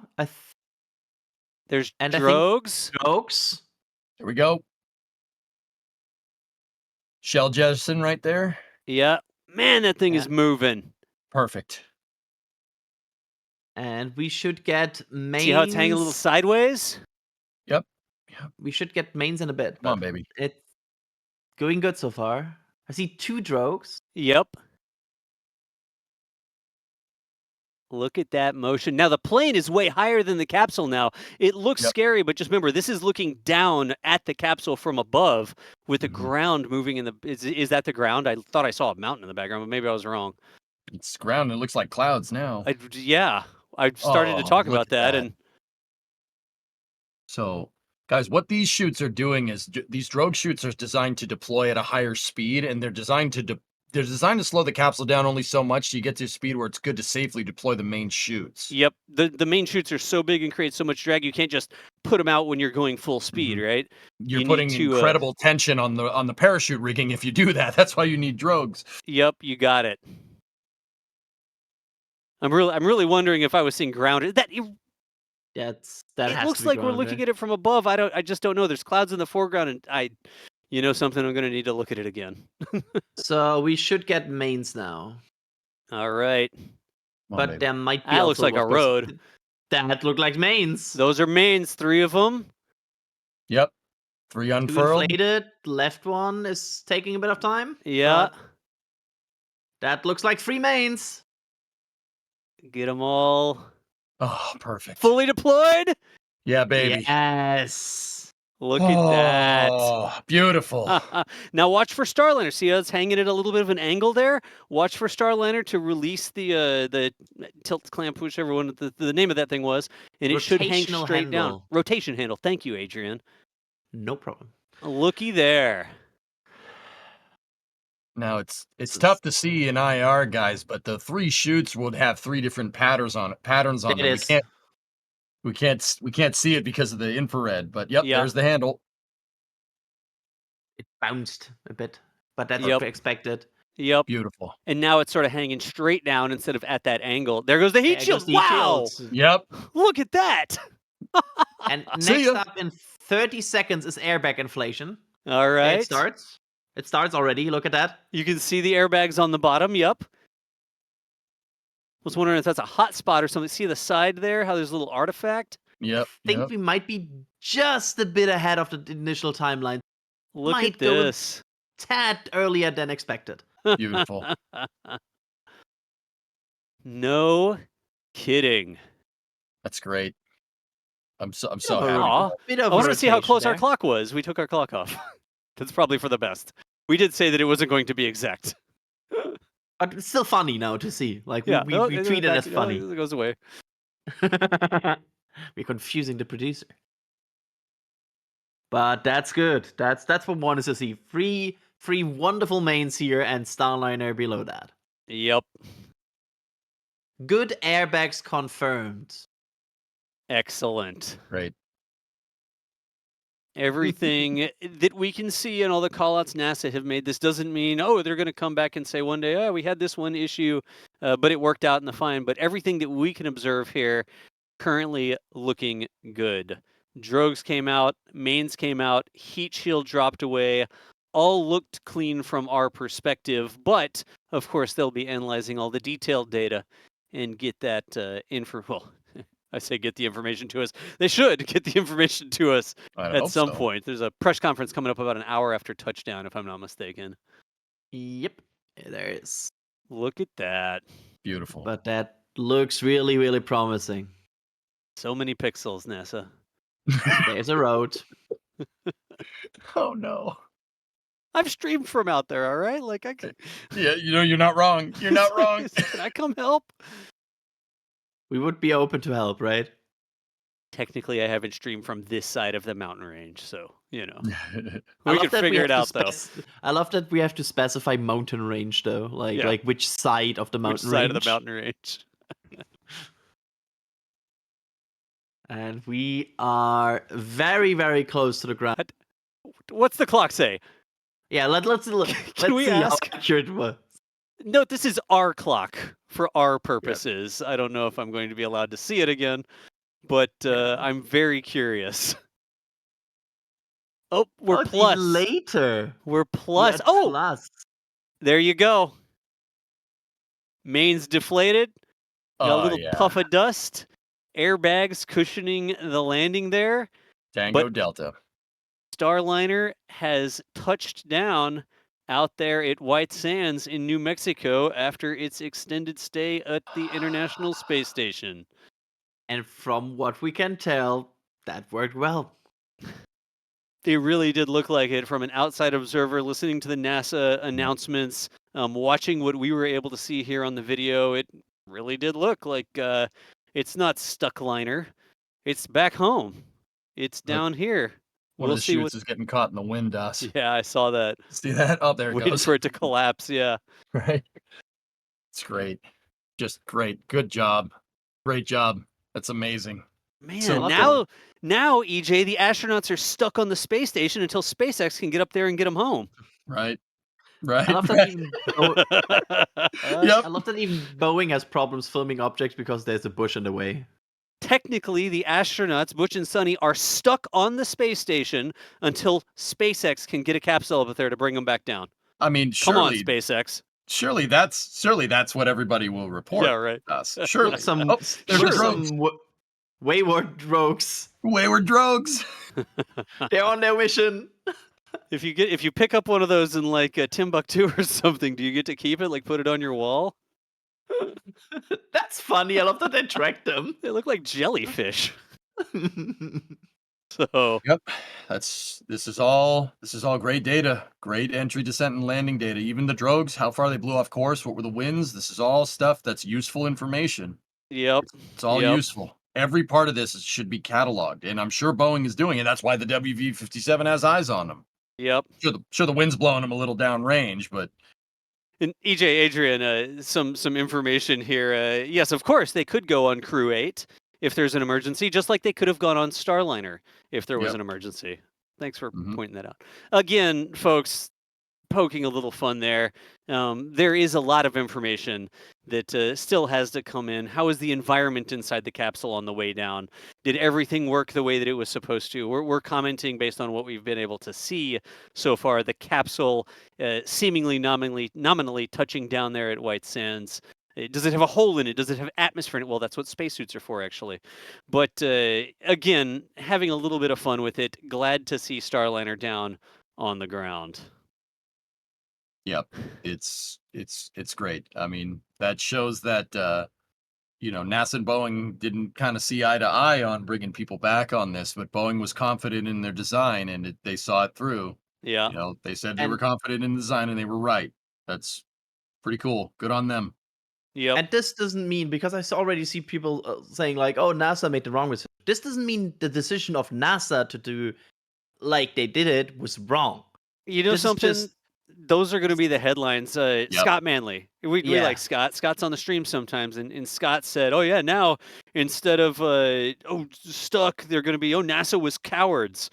NASA didn't have the guts to send him home on the capsule. Like if the narrative turns that way, it's just going to disgust me." Yeah. Never call people cowards that just want to protect people. Yeah. Like don't do that. They didn't Mhm. have to take the risk. There were some things that weren't entirely understood. Engineering, run, test, review data, a long time reviewing data, and they just didn't have to take the risk. It wasn't a requirement. It wasn't an emergency. And so they used the resources that they had, multiple space capsules, because that's literally how they designed the program, redundant, dissimilar access to space. That's why we did it. And they made the decision because they just didn't have to take a risk. But man, I'm surprised it's not at Roswell. It looks like a UFO touchdown. Take me Oh to no, your that leader. really looks. It looks like a UFO. It perfectly looks like that. That could have been like a bad amateur film. Like to make it shake a little bit. Oh, look at the somebody engines on opened the the truck, EJ. Yeah, baby. Look, you Highway gotta- 4 is open. They're returning to the pad. Wait. No, no. Nice. Obviously, we did have really a great show. We were able to see the cameras that you were watching too from the WB-57, from the Cessna, from the International Space Station. But Leah, can I interrupt you? Yes. Concur. It's been a really amazing day. We were hearing a bit from Space to Ground there, but I think they've concluded, unfortunately. We'll see if we can get a recording of that for folks listening at home. But Leah, go ahead with your update.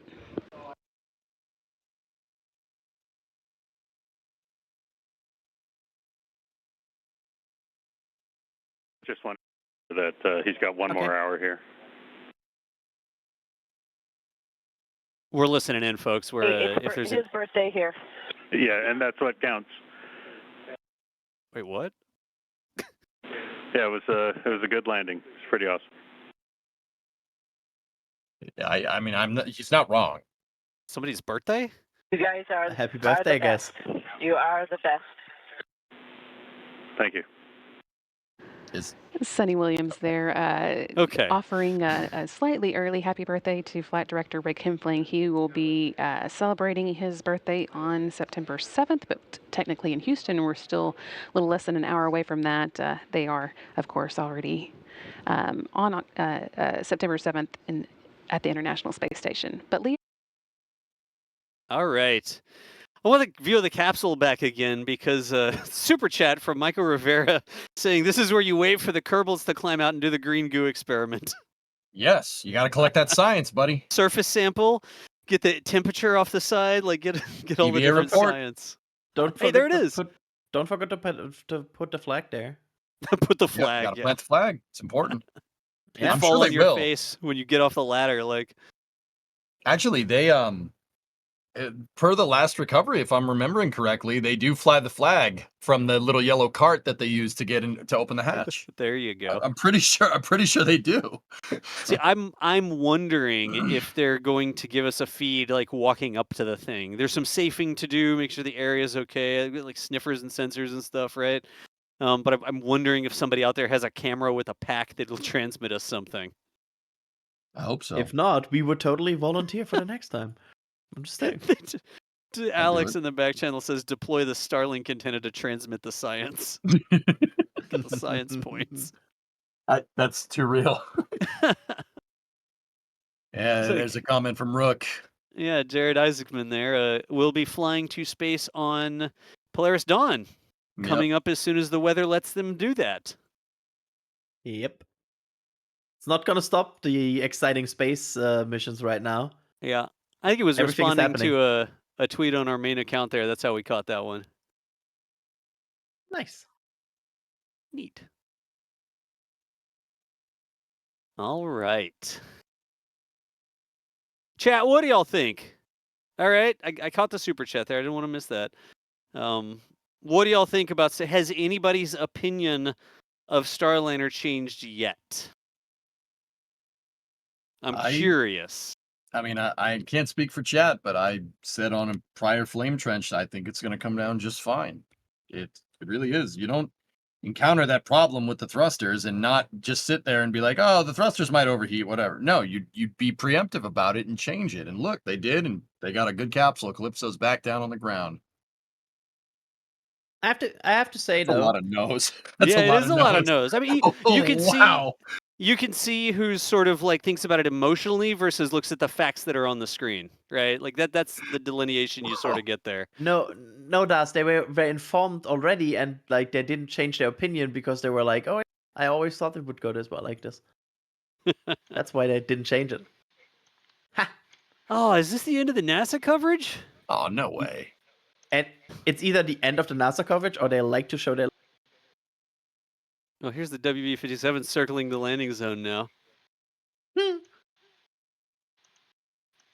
Hey, right, and, so guys, I have a surprise. We asked our community to deliver, and our community has delivered. Oh, do we get some shots or something? We did get some shots. Nice. Really? I'm going to do this a little unprofessionally and just kind of bring up the webpage so I can show their name and then show their video. So bear with me for a second. But Isidro Leon from Guam, Mexico. Guayamas. Sorry. Oh, That wow. looks Look at that. stunning. Oh. Wow. Yeah, see the interruptions? See the interruptions in the plasma trail? That's RCS. That's RCS outgassing. It's like little bumps. Yep. Oh, that's so cool. That's like right centered. Oh, that's below it. That fantastic. went right over. No kidding. That's amazing. Thanks for sending that. Wow. That's awesome. What a view. Oh, I can't play the audio. I'm not quite set up to play the audio, but he's quite excited right now. I don't blame him. I don't blame him. Should be. Absolutely. Like, imagine would be looking up excited. and seeing that. Yeah. No Absolutely stunning. Thank Really you well, for sending, well done. for posting that, for taking the time to get your camera out and tagging us so we could share it here. But wait, there's more, Kevin. Question But mark? wait, there is more. We have Chad. I'm going to rewind. All Now, right. Chad is screaming in this. Look at that. Wow. I actually had the camera going in the right part of the sky. Oh, that's sweet. Nice job, Chad. This was from a Chad, right? It's bad Chad right there. That's Chad. That's Chad. Well, that's Starliner, but well done, Chad. Video from Chad. Fantastic. No and kidding. Here's AT4 engineer. Wow, that's low to the horizon. Yeah. Oh, I mean, great shot. I mean, this is just stunning footage. I would love to see this in real life, like in person. Wow, I didn't think it would look that beautiful. Yeah. Those little flickering lights, like the little candle lights there in the garden. And a saguaro. Did it just go past the saguaro? Are you looking at the garden decoration of the videos we are getting now? It was nice. I see a cacti right there, Das. I'm redoing my back deck. Like, I'm looking for inspiration in people's backyards. There you go. This is Accelerate Future. I don't know if is this it really live? Was this a photo? I'm pretty sure that's a screen cap from the live I stream. think you're right. Yeah. Okay, here's another one. This is from Richard. Nice. I'm going to rewind it. All right, scanning the sky. There you go. Then you find it, and you turn the camera towards it. See, look, even though it was a little cloudy out, Richard still went outside. Like, still caught it over there in the corner, even though you can see those clouds up above you. Excellent. Again, I said it, like, what do you have to lose? Like, go outside, experience something like this, go crazy, like, no way, look at that. Like, hey. It's like a beam of fire. It's all cool. So that is all I have captured so far. By the way, this image is not live, but it is from NASA right now.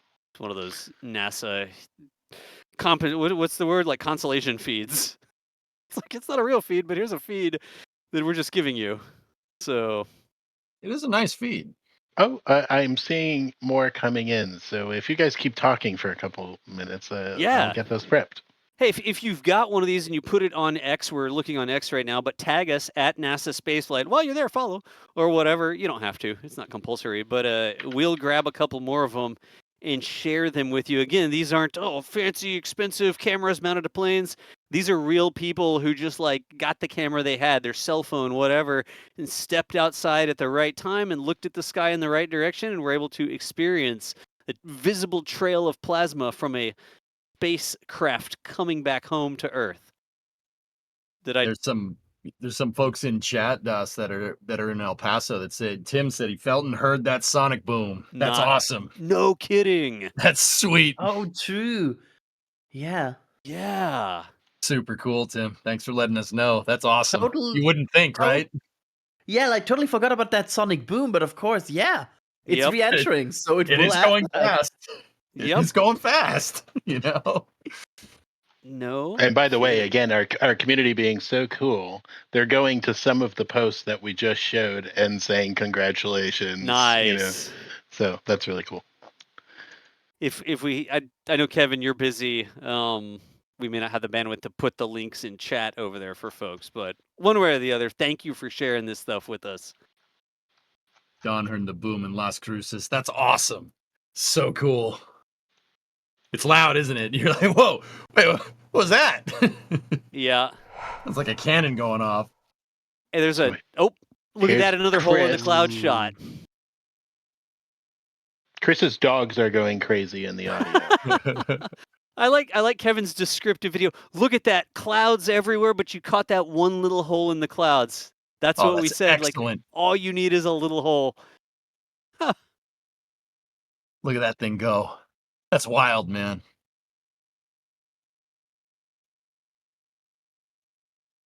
Very cool. And here's Mex. Metmex.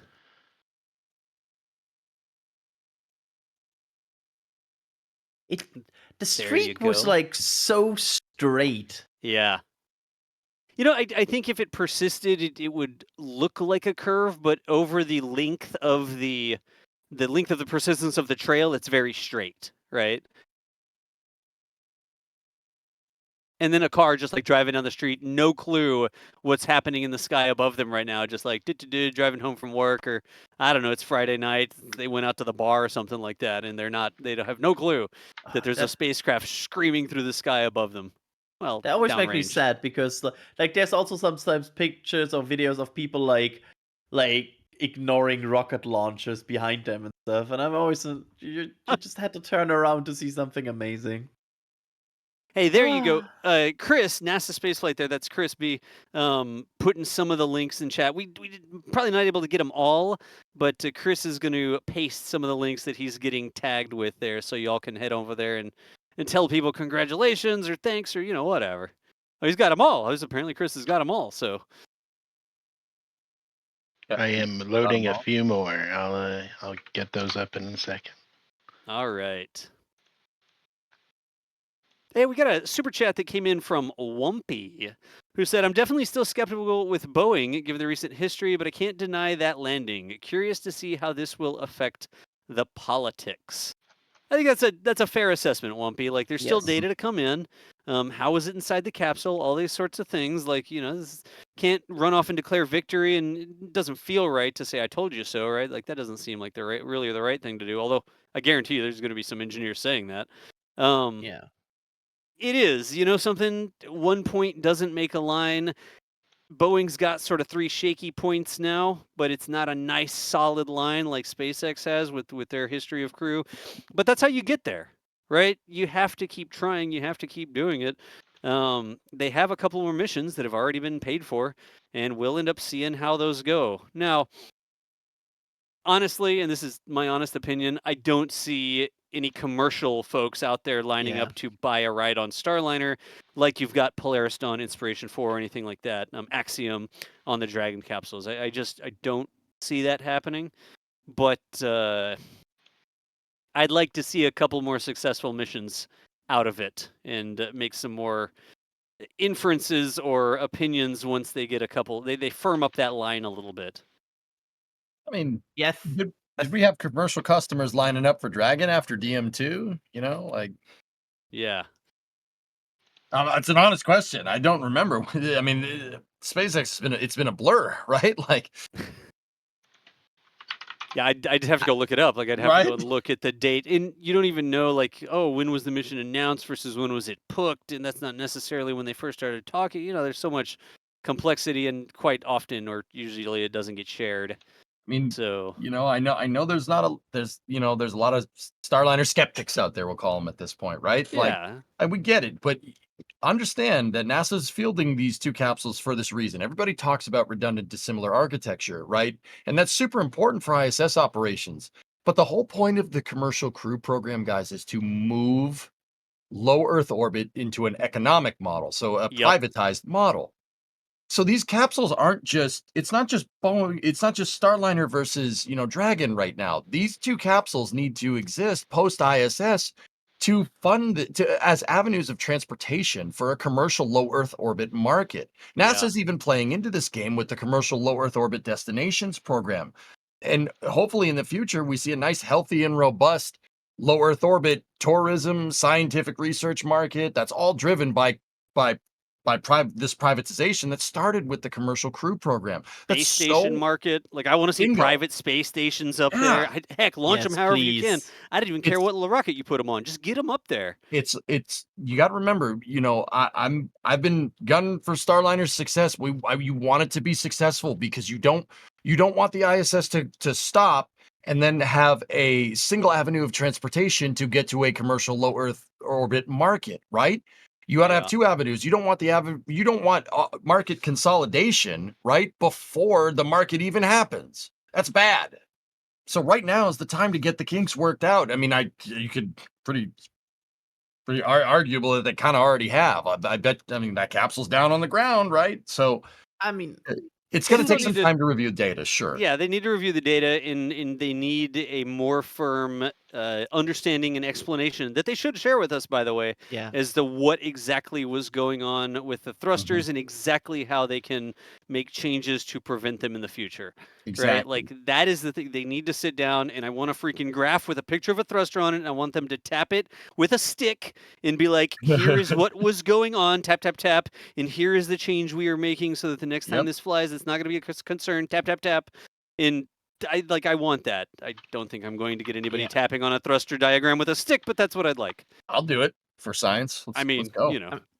I mean, in the overall picture, I think, yes, it's great that this came down successfully, but there are also issues that need to be addressed, and there are issues that Boeing now needs to understand and fix, because I'm very, like, don't make me wrong, I don't want to be, but after all, they had thruster issues, and we talked about it a lot of flame trench, and we talked a lot in the previous, and these were still quite significant problems, and they also had the leak problems that shouldn't exist anymore. Like, should be better understandable. And they really now have the homework to do with NASA together, and that's the good thing. Like, I'm very hopeful that NASA and Boeing together will manage to find out how to make this capsule more reliable, better, and in the future are able to bring crew home with this. Because at least to finish the job that NASA has already paid them for. Exactly. Yes. Because yes, it's great that we have this redundancy and the ability to bring Butch and Sunny home right now on Dragon in the future. But nobody wanted that when this mission launched. Yeah. So and we don't want that for future missions. We want Starliner to work as reliable as Dragon. So yeah, that would be my wish. I love Starliner. I think it's an amazing capsule, and I'm wishing it the best of luck in the future and that we see it fly again. Although with the certification process, that's another part here, I think there might be some time until it flies again, because I think there will be a serious, like, looking at every single detail before flying again. Yeah. I agree. You got to do your due diligence, but you got to remember, it's the long-term goal. That's the long-term goal of the Commercial Crew program. It's not just ferrying cargo to and from the ISS. The goal is to create a healthy and robust low Earth orbit market with redundant dissimilar architecture and multiple avenues to get up into low Earth orbit to grow the commercial market there.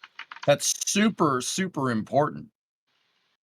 Yeah, you got to remember that. Just keep your eyes on the prize, chat, right? Yep. I think we're trying to get a couple more videos, shares that came in on social media here. Here's one. So Eric Hancock has sent us a video in Google Photos. No kidding. All right. Look at that. That's from Arizona. Oh, I like the accent lighting on the trees. That is a clear sky. Yeah, that's one. You can see a bit of curve there, I think, right? That's excellent. It's like you want to see a bit of curve. Like I want to believe that there's a bit of curve there. If you're looking, guys, you see obviously where the capsule is, right? But when Eric zooms in there, you can actually see the recompression that's happening behind the capsule. Behind it. Yeah. Oh, that's so like cool. Bounces, it kind of it goes inward and then bounces out like it's shock like a vacuum, diamonds. and it's like coming back together as the atmosphere fills the hole that the spacecraft has made. So cool. You can see recompression. Great footage. Great footage. So here's Farron. Oh. That's not a bad shot. You got it. Like from Alamogordo. What do we got? Look at that. There you go. I want to see that in real life at some point. Like, I want to be in person there. I'm going to ask, was somebody trying to laze the capsule? What's going on there? It's a reflection from the light in the bottom right corner. Is it? I don't know, maybe. Yeah, I'm trying to see if it's opposite of that light, but it's a very aggressive and weird firefly. Yeah. Hey, you got outside and you got to see it with your own eyes, which is fantastic. Like, don't apologize for the video quality or anything. This is great, dude. That's fantastic. And like the more important part is that you got to see it. Adrian's sitting here, across the pond, and Das and I aren't exactly close to New Mexico either, right? You got to see this thing. You got to see a spacecraft come back. That's cool. If you know about this stuff, you know what it's doing. That is a transcendent experience, It's not an everyday thing that a capsule comes back from space. Yeah, it's great. Silent Korak saying Starliner just flew over my house. I can imagine how exciting that would be, right? Yeah. Yep. I mean, I remember that I was excited when I first saw Starlink train, and that was just a Starlink train. Right. Adrian, I don't know about you. Anytime I go outside and it's nighttime, I always look up, see if I can see a Starlink satellite. People think I'm crazy. It's 100% this thing where I'm going out of a door, I'm looking at night sky, I'm like, how long does it take for me to find a Starlink? Oh, there it is. Yep. Dude, it happens. I was sitting around a campfire a couple weeks ago, and I was like, "Oh, there's a Starlink," just out of the blue. Like people were talking about like football or something, American football, and I'm like, "Starlink," and they're like, "What is wrong with you?" I'm like, "It's a satellite. Do you see it?" Oh. Yep. I'm like, "Oh, I outed myself as a huge nerd." Okay, I'm just gonna go over here. I think we might have gotten to the end of the videos that we found so far. We might not have found them all, but we were trying to look there for folks that tagged us. We get a lot of tags sometimes, but we just wanted to share some of those with y'all. If you were out there and you saw it, hey, even if you didn't get a picture or anything like that, but you're able to see it with your own eyes, that is fantastic. And if you didn't get to see it with your own eyes, you were here hanging out with us wherever you were from all over the world. We're glad we were able to share this with you. There's a super chat from Daniel Thornton real quick saying, thank you, NSF, for the great coverage. Daniel, we can keep doing it because people like you keep showing up and supporting us. People in the member program, people doing super chats, gifting memberships, all the different ways that y'all support what we do. That's why we can hang out with y'all on a Friday night. Our friend John Krause sent us a message on X as it was coming in when we saw the video from the ISS, and he does believe that it was Matthew Dominic who was shooting that. Because there was a Nikon overlay on those cameras. Yep. That's is amazing. Very cool.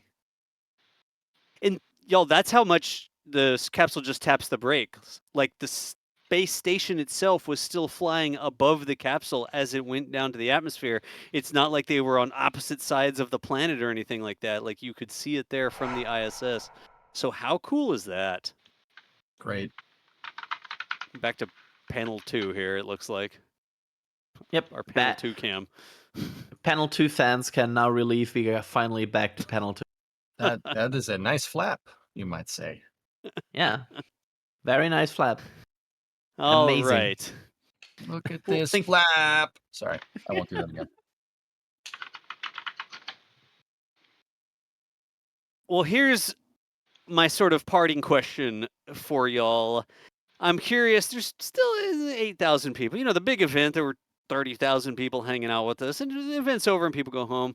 But is there anybody in the chat who's never been to one of our streams before? Like, I'm curious, did you just tonight for the first time find NSF? And if so, do you think you might come back to hang out with us for a launch or for SpaceX testing something at Starbase or something like that? Like, I'm curious if this is the first time. There's Tim, first time on the stream from Tim. First there's time from more. Christina Jarvis there. Jarvis or Jarvis, don't know which one. Roger Wright for the first time. Mutilated popsicles. Okay, well, I read your name out. Senior Streams finally decided to watch. Had fun. We'll be back. Amy Saranowski gave that one a shot. First time here. Mark Merchant. Yes. Michael just subscribed. Thanks for the coverage. Who's Ryan. NSF? That's us. Chazzy Mac right here. Chris Johnson was the first time. You got a Ryan in there, Adrian? Yeah, Depot Dolphin saying first time for him. Oh, yeah, okay. That's why you have a wrench next. Take the wrench next to his name so people believe him. This is my first stream that I remember. You used to tune into the official NASA broadcast. Rishav says, Paradoxical Cat, you guys are why I didn't go to bed yet. It's 5:30 in the 6:30 your time. Isn't it, Adrian? Sorry, yeah, it's 6:31. We're gonna have to move Adrian into the sleeping channel if we keep him up any longer. I still cannot get over the fact that channel exists.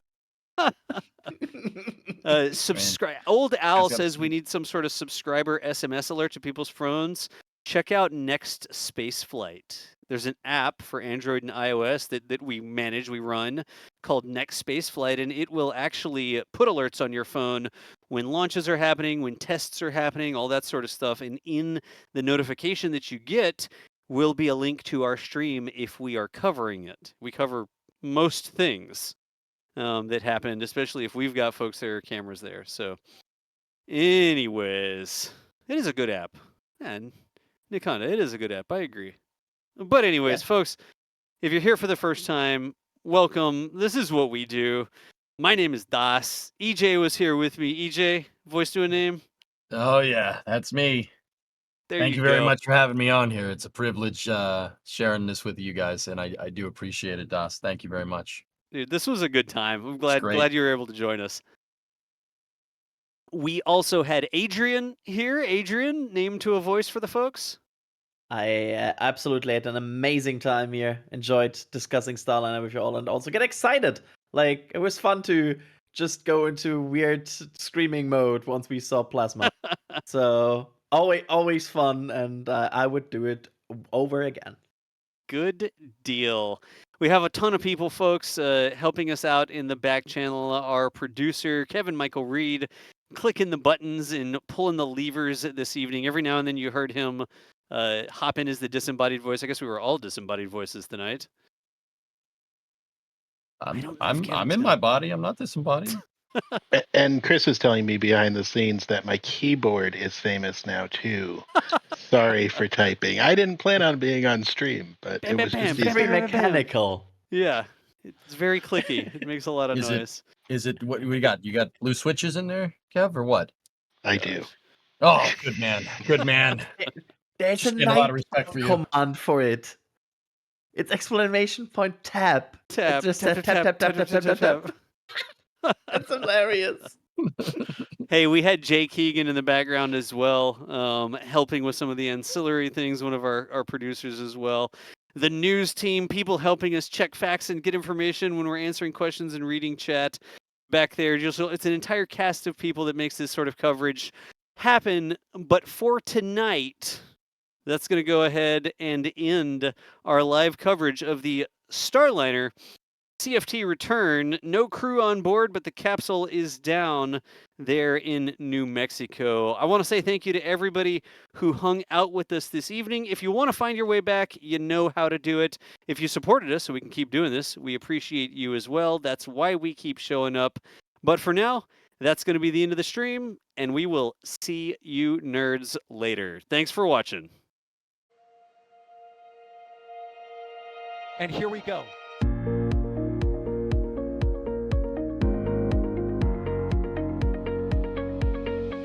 We have liftoff. chamber pressure looks good. Doubling up.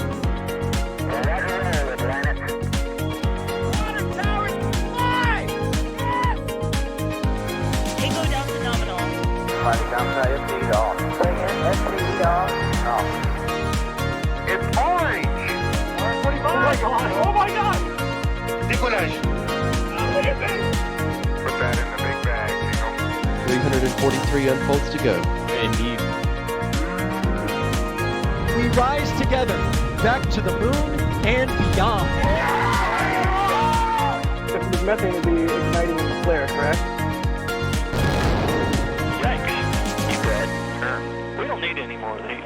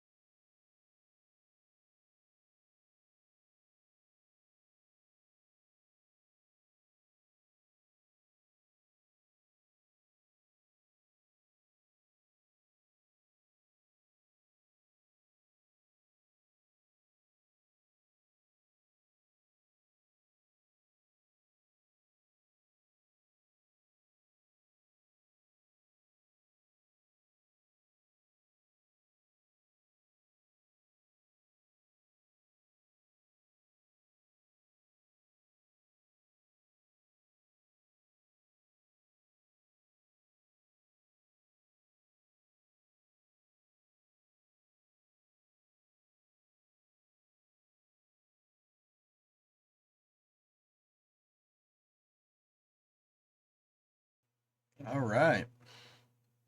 I am back. What do you think of that? That was pretty good. So we have the presser coming up here. Yeah, we have the press conference for Starliner, which I am absolutely going to stay for. So it was sick. Bye. It was awesome. It was awesome, dude. There was we got some footage of the so a viewer over on the NSF stream got us some footage, and you could see the recompression. So you could see the bow shock, right, pushing out in the shear layer off the side, and then the recompression right after that. It was, dude, it was pretty cool. It didn't suck.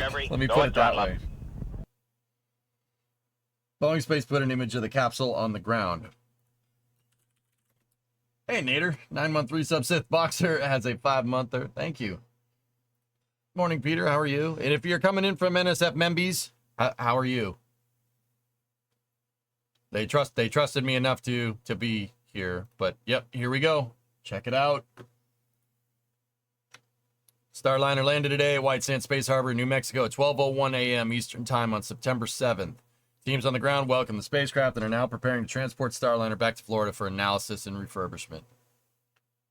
Just great.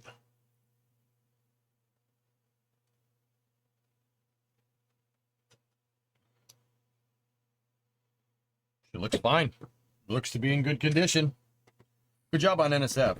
You DOS always do a good chemistry. I love commentating with DOS. It's fun. Yeah, just go back and forth. It's fantastic.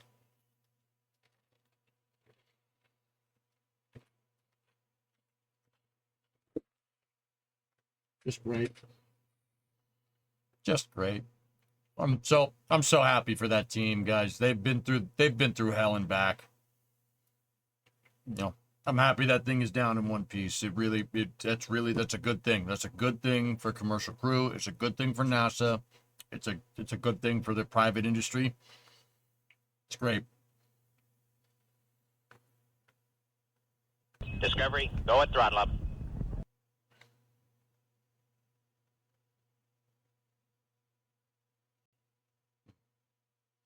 I'll sleep a little easier tonight. Hey, you know what, man? Boeing had a talk with NASA, and they said, you know, we're confident that we can get astronauts home in this thing. And NASA said, maybe. Boeing stuck to their guns, and they were right. You got to give credit where credit is due. They had confidence in their design despite the thruster problems. That I didn't want to call that out. I didn't want to call that out until I was absolutely sure, right? But I had confidence that this capsule was coming down just fine. I told you guys that like 3 weeks ago. Look at that. They stuck to their guns, baby. That's pretty cool.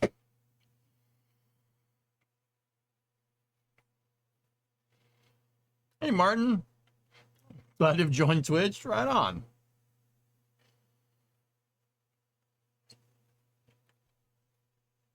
But would it have been the same if they've done the original thruster plan away from the station? Probably not, J-Fold. No, probably not. That's a good point. But they changed it around, and if I'm fairly confident, I don't see anything glaring here. There could be some weird stuff. I mean, I was watching that telemetry like a hawk. I didn't see anything out of the ordinary. That looked fine to me. Sounds like they had a thruster issue. They blew out one of these thrusters right here, which is interesting. But blowing out, technically that's not right. The computers on board the capsule inactivated or deactivated one of these thrusters. See, there's 2 here, 2 there, 2 there, 2 there, 2 on the other side, and then a couple more over here. These thrusters are used for attitude orientation of the capsule during reentry. One of them is malfunctioning, but if you notice, these thrusters are in redundant groups, just to address this exact problem. So that tells me that blowing out one of these thrusters, blowing out a thruster on the capsule is something that, you know, it could happen. I don't think you want that to happen, but it could.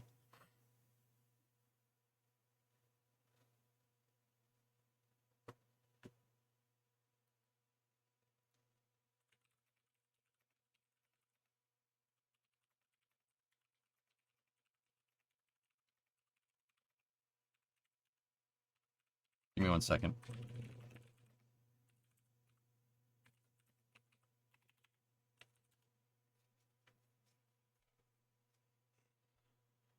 One in 270 chance of loss of human life is pretty easy to understand. That's the NASA threshold, and they couldn't confidently say it was in that margin. Easy decision. Oh, yeah.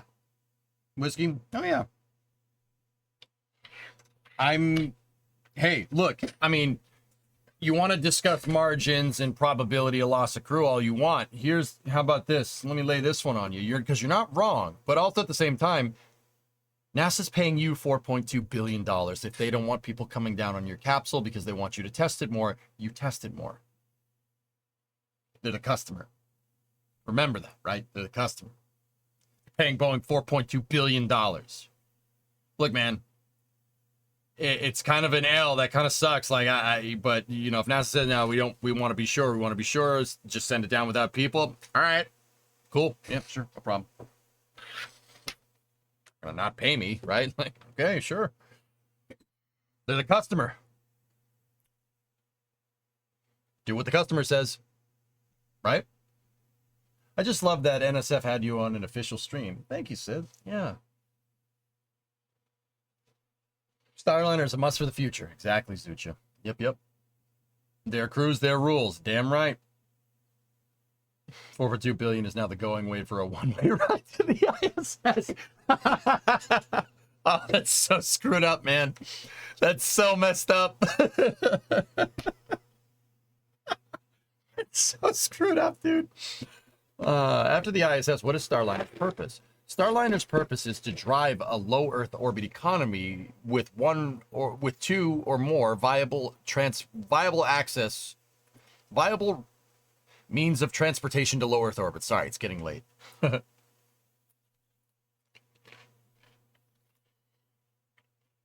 guys got to understand, commercial crew isn't just for NASA and the ISS. NASA wants commercial after the ISS to take over low Earth orbit, multiple low Earth orbit stations. And NASA wants to buy time on these stations, and they're going to need a way to get to these stations.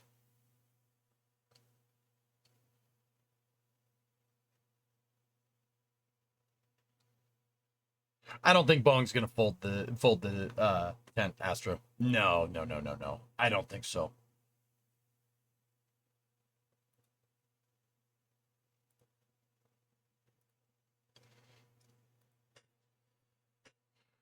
Is there ever going to be a crew Cygnus? Probably not, Dak.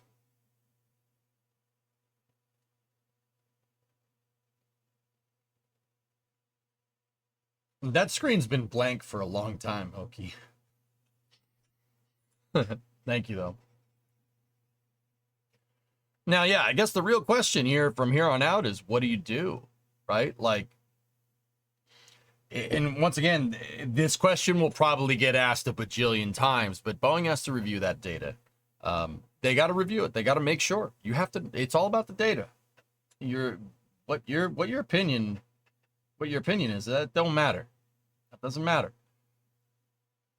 If the data proves that you can operate those thrusters safely without blowing them out, it's fine. Because I'll tell you guys, and this might be some uncomfortable things. Everything else on this capsule works real well. Did you see that descent? Heat shield, everything worked great. It worked perfectly. And the capsule's on the ground in one piece. Like, there might be some funnies here and there, no doubt, but this has been one of the parts that's, for Starliner, that's almost worked every time.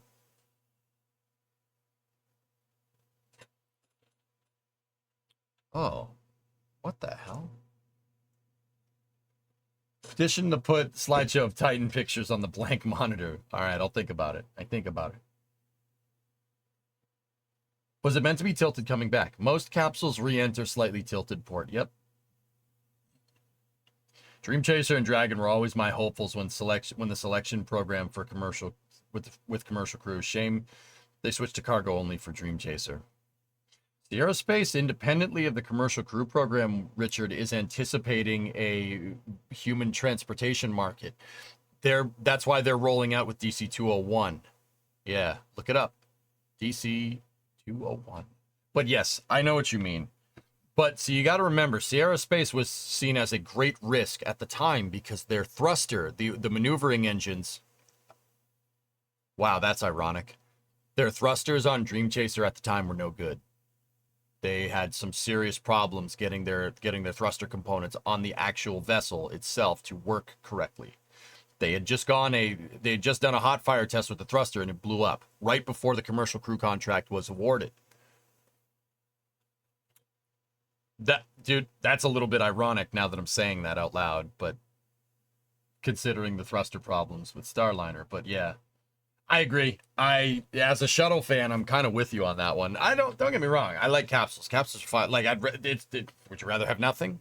This is fine. Like I'm not picky, but if I was picky, I would want something that lands on a runway. I think parachutes, man, I think trying to land an orbiting vehicle on a runway is actually probably less complicated than trying to get a parachute sequence working correctly. That's a lot. Dude, look at how much SpaceX themselves, like, tested their chutes and tested their chutes and tested their chutes and switched from 3 chutes to 4 chutes, right? It's such a pain in the butt, right? You know, if you land on the runway, you know you're going to land, right? You only got to test that a couple of times, right? Because it's going to land. It's just put the wheels down. The only way that's not going to work is if physics stops working. Considering your great rant earlier about Bechtel, do you remember Elon's NRO and governors meeting 10 years ago when he was raged against the machine over cost plus versus fixed? Yeah. So here's my thing. I don't mind cost plus contracts, Astro. I don't mind them, and I get grilled for this constantly. I don't mind cost plus contracts, and I don't mind firm fixed price either. It's not one or the other. Those are different types of contract structures that NASA uses as tools for the job. Contracts, in the nature of contracting in general, is that it's a la carte, right? You have different ways. You have flexibility with it. Cost plus is a hammer, right? Firm fixed price is a screwdriver. You know, cost plus indefinite quantity, indefinite delivery. That's a torque wrench, right? See where I'm going with this? It makes sense for certain programs, all right?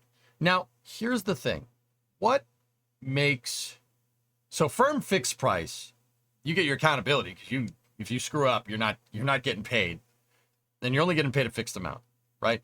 So it's up to you to make profit. So firm fixed price seems to be the winner here, but I would argue that firm fixed price for development is not a good idea. And I will cite Starliner as my case in point. Boeing has had to pay out of pocket for additional missions, right? $425 million for OFT2, right? And now undoubtedly, probably a little bit more, right? They've had to pay out of pocket. Now, you know, one could argue, be like, yes, we're sticking it to that company and holding them accountable. But when you're, once again, and this goes back to what Richard was saying about who they awarded for a commercial crew. NASA chose Boeing as a safe bet in 2014. I would contend to say that that's probably not a good idea, because when has Boeing ever made a capsule? Boeing's operated spacecraft. They've never made one before. So whoever thought going with Boeing was a experience bet was no. They've operated spacecraft. Okay? Just because you could do an oil change on a car doesn't mean you can build one. All right? Now, don't get me wrong. I get it. It's a little more complicated than that. But Rockwell made the space shuttle. Boeing operated the space shuttle from 1993 to 2011. Right? They operated it under a company called United Space Alliance. They never built a spacecraft before. Why was that seen as the safe bet?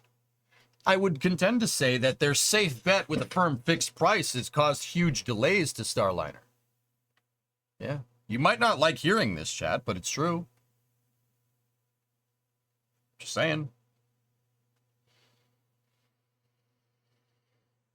Firm fixed price is usually good for operational missions, not for development. Now, you're going with cost plus now. Cost plus is not bad in itself. Cost plus, though, I know what everybody's going to say. I can feel it through the computer. What are people going to say with cost plus? People are going to say, well, with cost plus, what's stopping the contractors from abusing the budget and just saying, oh, doing what Bechtel did? Oh, we need 1.2 billion. It was for 300. The contract was for 383 million. No. We need 1.2. Right? What's stopping a customer from doing that?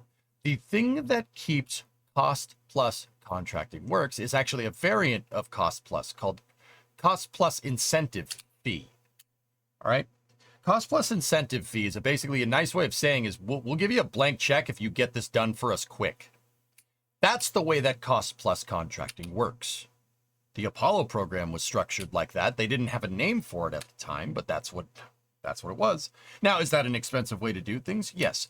But what I said on Flame Trench still holds water. You are out of your freaking mind if you think a mobile launcher is going to cost $383 million. You are out of your mind. You're designing a mobile launcher for the heaviest rocket ever made with the most complicated plumbing we've ever designed, right? For a rocket that doesn't even exist yet. There's no way that's not costing that $1 billion. There's no way. I'm sorry. It's just not going to happen. Whoever awarded that contract is kind of an idiot for putting it in at $383 million. Who negotiated this contract? And unfortunately, I think I know the answer to it. That Jim did that. And I speak very highly of Jim Bridenstine, but this contract was done under his watch. I love Jim. I want Jim back, to be honest with you, but this was an L. Right? There's no way a mobile launcher costs less than $1 billion, guys. I'm sorry. It just doesn't. I know people say, maybe the 383 million. No, there's no way. Look at Starbase. There is no way that tower doesn't cost billions of dollars. There is not a chance. The chopsticks, the tower, the orbital launch mount, all the ground surface equipment out there, there is no way that doesn't cost billions of dollars. There's not a chance. Now, keep in mind, I'm going to be completely fair. That's a scratch-built design. There's a lot of good data on building mobile launchers. We've done that 4 times now over the last 50 years. We've built ML 1, 2, and 3, and then, there's ML 1 for SLS, right? But that's where my other question lies, Canuck, regarding the mobile launcher and Bechtel. Why did you go with Bechtel? They make nuclear reactors. Why did you think they would have experience in A, moving cryogenic propellants around, which clearly is not an easy thing to do, and B, building any space infrastructure? They've never built space infrastructure before. Why didn't they just go with Jacobs, the people that made the first one? Don't you think they would have more experience in that matter? I would really be curious to see how this whole mobile launcher contract was awarded, because it stinks. You awarded a contract for arguably the most complicated ML we've ever made. Out of all the mobile launchers, Saturn V, the mobile launcher platform conversions for the shuttle, ML, Ares 1's ML, it got converted to SLS Block 1, and you're awarding it to a company who has no experience building that. It's a nightmare. And yet they did that with no scheduling margin. They said, all right, here's $383 billion. If you need more money, just let us know. Have it to us by 2023. Cost plus incentive fee. You need firm deadlines with cost plus contracting. Dude, if I had known about the stipulations for this contract in 2019, I probably would have said something. If I'd covered it, if I had been more diligent, I would have told you guys that this is an absolutely backwards way to do this, because it is. There have been times where cost plus contracting has worked correctly. Apollo is a good example, but Apollo also had very, very strenuous scheduling milestones because it had a very strenuous deadline. A deadline was part of the stakeholder expectations for the Apollo program. We choose to go to the moon in this decade and do the other things. There's your stakeholder expectation. Getting to the moon by 1970 was driving the entirety of the engineering. So cost plus works. It worked in that regard. You need milestones. You need deadlines. You need accountability. Without any of that, with no scheduling milestones, and maybe a hint at and NASA not holding their feet to the fire in 2023, because Bechtel was supposed to deliver this in 2023. In 2023, that's when Bechtel told NASA that it would be $1.2 billion, and not a single component had been made for this thing yet. At what point does NASA go, what the actual hell are you doing? This works both ways, man. It's not just the contractors that are trying to milk NASA, even though that does happen. That does happen. It happens. If I was Bill Nelson and they came to me and said that, I would have been like, you guys can piss off. You guys can leave. Get out of here. I'll go get Elon to make it. He'll probably do it for cheaper. And it'll probably be better. See what I'm talking about? Yeah, exactly, Iceblade. You touched on the exact point that I was getting to. Nothing is holding... What the heck? Who's holding these contractors accountable? If you're just going to sit there and let them wipe their butt with your contract and just demand more and more money, at what point does NASA say, hey, how about you go dig a hole somewhere and I'm going to go get somebody that actually wants to make this, right? That's only 4 times the contract. Come on, be reasonable. Dude, yeah, right? Dude, I read that OIG report. I've read about half of it. I haven't read the whole thing. I got halfway through it, and then I wanted to headbutt a brick wall. Now, NASA didn't give Bechtel any milestones, no scheduling, nothing. And then Bechtel was just like, oh, yeah, we can land this plane. No problem. Oh, hell yeah, we can land this plane. The pilot's pissed out drunk. No problem. We can land this. Dude, the management at that company, there needs to be like a federal investigation. Because, dude, it is so horizontally integrated, it's impossible to hold anybody accountable. That might be by design, but I don't know. Who knows?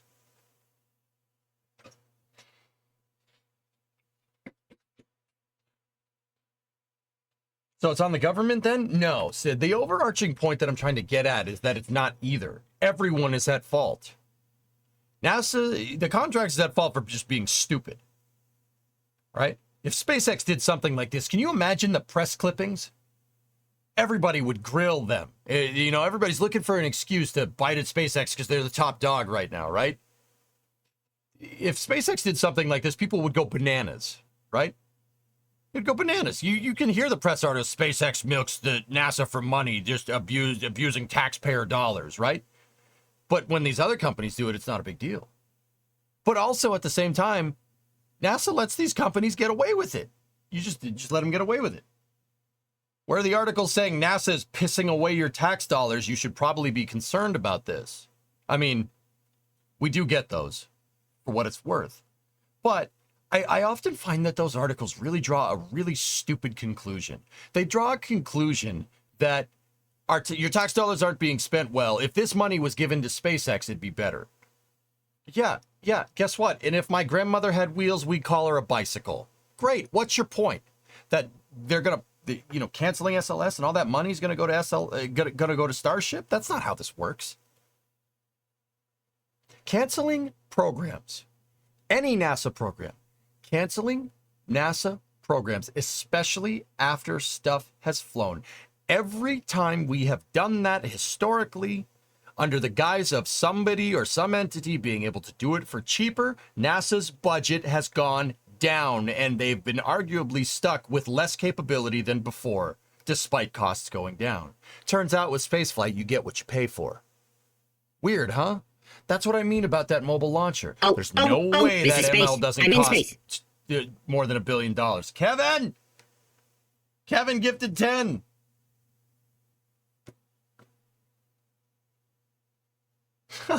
Thanks, man. Oh, well, hold on. So EJ's, they're saying no matter what, this launcher would have cost at least $1 billion, right? So Bechtel gave them a realistic price. Or did they say they significantly need more than that? Wolfman, it's not that. Bechtel's probably right on the price, but they were right on price after having their head completely up their butt.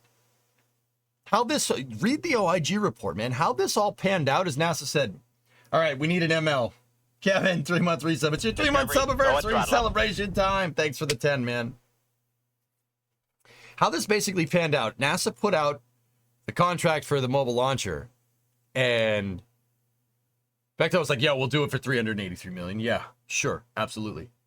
And then NASA's like, oh, really, you will? Oh, this is great. Yeah, here, perfect, great. Oh, that's really helping us out. Yeah, it's good, it's good. A little bit later in a Bechtel meeting, hey, how do we build a mobile launcher? Do you guys know, what the hell's a mobile launcher, Jim? I don't know. I just got a $383 million contract for it, though. Really? All right. You get a dictionary. You find out what this mobile launcher thing is. We're going to build it, and we're going to build it great.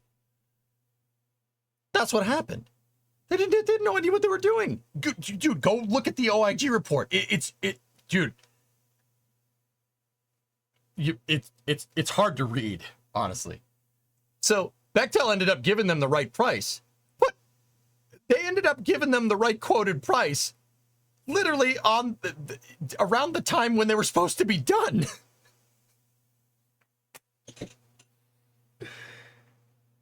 I thought you said mobile launcher, dude. I thought you give me $300 million to go to Subway. Oh, sorry about that. Like, dude, you think I'm exaggerating. Go read about their management problems in that OIG report. You will find that I am not, this is not an exaggeration, dude. It's like, oh my goodness. Oh my goodness. Oh my goodness. Like, that's what happened. So, Wolfen, they were right on price, but they were totally off on the deadline. Dude, I wouldn't have, let me put it to you like this. And this is an example of cost plus working correctly. If Bechtel had said it's going to cost $383 million, oh, no, it's not. Oh, this is going to be about $1 billion. And NASA said, okay, it's $1 billion. And Bechtel delivers it on time. Wouldn't care. No one would care. Nobody would. You know why? Because something got delivered on time for a change. Oh, I thought you said lawn chairs. Oh, sorry. Yeah. My bad. You know, like, why are they not being investigated by Congress if this is so different in price? Well, J-Bolt, what do you think the OIG is for? Dude, if the OIG starts opening up an investigation into your program, you screwed up. You did something very bad. OIG doesn't just go after, they didn't just go around auditing random programs, right? They get word of stuff. They're like, huh, they said they were going to deliver this a year ago. All right, let's go figure out what's going on here. Guess what? You guys want to hear a fun one? The Office of Investigator General announced the other day they're looking into the EVA suits for the Artemis program. Oh, that's going to be fun. Not a lot of people know the prime contractor for EVA suits for the Artemis program reneged the contract a couple months ago. Not a lot of people know that. Oops. That was the one that NASA insisted wasn't going to get done. The XEMU program insisted wasn't going to get done right, and they decided to contract it out to commercial on a firm fixed price contract for developing spacesuits. Whoops.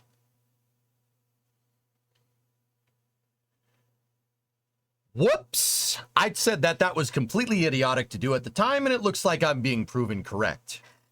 Dude, the incessant need of commercializing every single thing just because it's going to be cheaper is not a good way to do things. Sometimes it has to be done a certain way, especially if it's a government space program. But once again, going back to the whole thing, your voice just did a Doug DeMuro. This is a 2019 Boeing Starliner capsule, and today it just came back from space, and I am going to sit in it, and then I'm going to give it a Doug score. Anyway. Sorry. Sorry. I like Doug. It's a good channel. Sorry. My bad. Do you know what milestones the HLS program has? I'd have to go find the contract if it's even out there, Skeleton. Yeah. Lawn chair Larry delivered a mobile lawn chair for way less than $300 million. I thought you were talking about beach resorts and lawn chairs. Sorry. NASA is an aging institution, in your opinion. Either they need to be scaled down massively to essentially become a sort of FAA of space, or they need to be dissolved and replaced with a new NASA. Wolf, see, this is what I don't like about the articles that are written saying we should just get rid of NASA. Just leave it to commercial. Just leave it to commercial.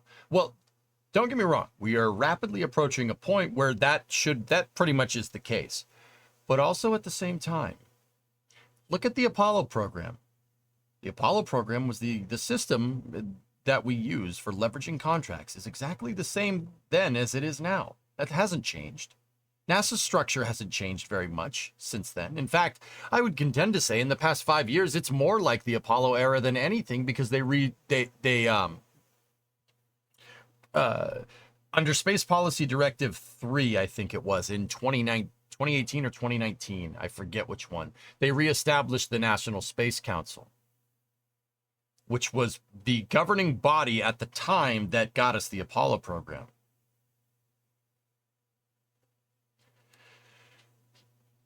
Now, with that all being said, the system is basically like it was 50 years ago. So why the heck can't... I hate it when people say that they have no faith in the system. The system hasn't changed. And if the system hasn't changed, that means we've changed, right? Right? So why can't we just make it work again? Don't sit here and tell me that that can't be done. It obviously can. We saw it with the Artemis program. We saw Jim do it 5 years ago. He started to kick the can in the right direction. Couldn't finish the job, though, unfortunately, but you saw him do it. Jim lit a fire under NASA's tail, right? Getting up Boeing's butt about getting that core stage done and getting Apollo 1, or not Apollo 1, getting Artemis 1 off the pad. And he did it. The system can be leveraged to work correctly. It absolutely can.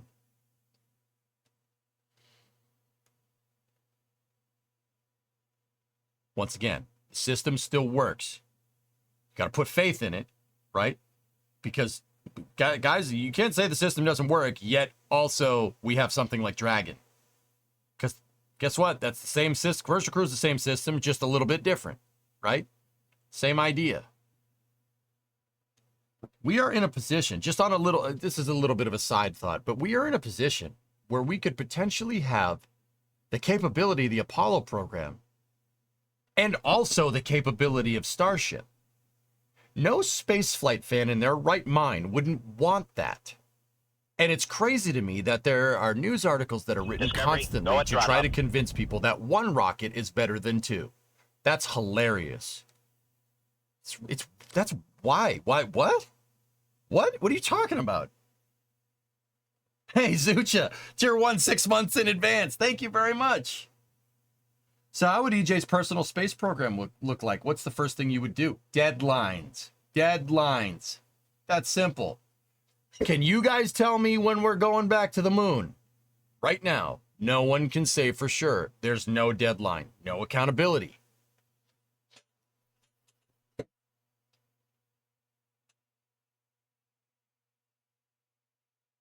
Right? Nothing. 2025. No, that's for the lunar crewed lunar flyby. I'm talking about landing on the moon. No one can tell me when. No one can tell me when because nobody's willing to commit to it. Nobody's willing to commit to it because no one wants to risk aversion. I don't know. We've done this before. Saying. We cranked out a lunar program when we had no idea what we were doing in less than a decade. Yes, I get it. We had a blank check. I understand. But if you let the deadline drive your goal, you're going to end up spending a lot of money initially, but you get the capability at the end. What's stopping us from not doing that? From doing that now? What's stopping us? There's nothing. If somebody says the deficit, then yeah, okay, that's fair. But once again, it's spending money never stopped the government before. You know what I mean? Nice, Dumbfounded. You got a sub. Sweet. If I was in charge of NASA right now and the executive branch gave me hands-off unequivocal authority, oh, there would be deadlines. Oh yeah, there would be deadlines and there would be very real penalties for not meeting these deadlines. I would not be making friends, that's for sure. It wasn't a decade. Von Braun had been working on it for the better part of 20 years before that. J-Vel, to somehow imply that the Redstone, Jupiter, and Juno missiles were like needed to, yeah. You know what? I'll agree with you on that one. Never mind. I thought about it for a second. I was going to say that just because the Redstone has no bearing on the Apollo program, but it absolutely does. Yeah. Without the Redstone, yeah, no Mercury program. Saturn 1 was made of redstone parts. Yep. Yeah, you're not wrong. You're not wrong. Sorry, it's getting late. You threw a curveball by me. Yep. So Butch and Sunny could have returned. I think they would have been fine, Nova, if they had, but you don't roll the dice like that with people on board. Yep, the Saturn 1B is just leftover redstone tooling, redstone Jupiter, Jupiter C, actually, I think it is. Leftover Jupiter C tooling and redstone tooling to like it's a bunch of fuel tanks clustered around Kerbal style, which is actually pretty cool. The V2 was based off of a human-rated design. Okay.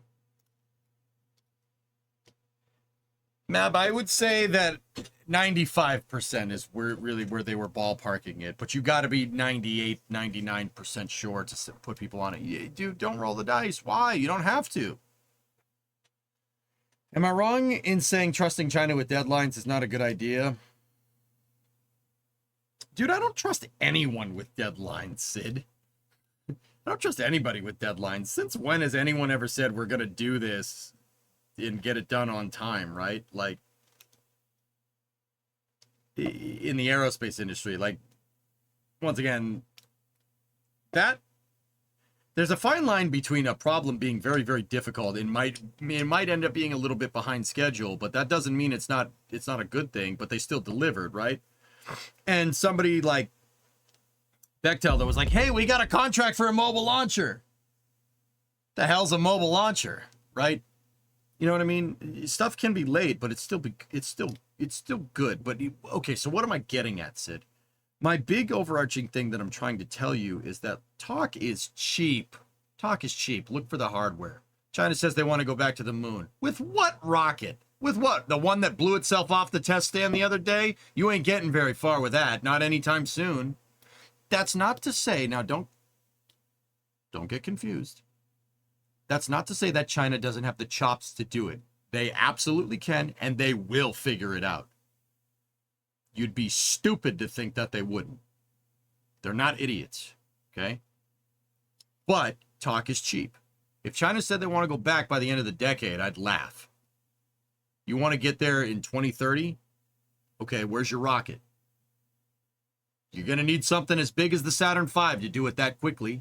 You need to opt for LOR. You need Lunar Orbit Rendezvous architecture if you want to do it in any expediency, right?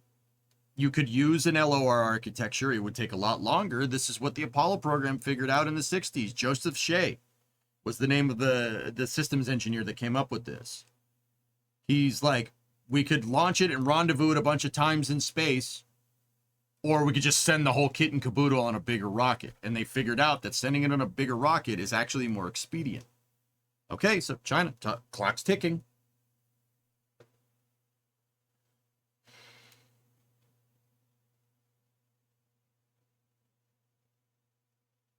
You really do think in the case of Bechtel that it was intentional underbidding and knowing they could push the government over the barrel once they had the contract. I wouldn't rule that out, Richard, but unless I can prove that conclusively, I'm not going to go around saying it.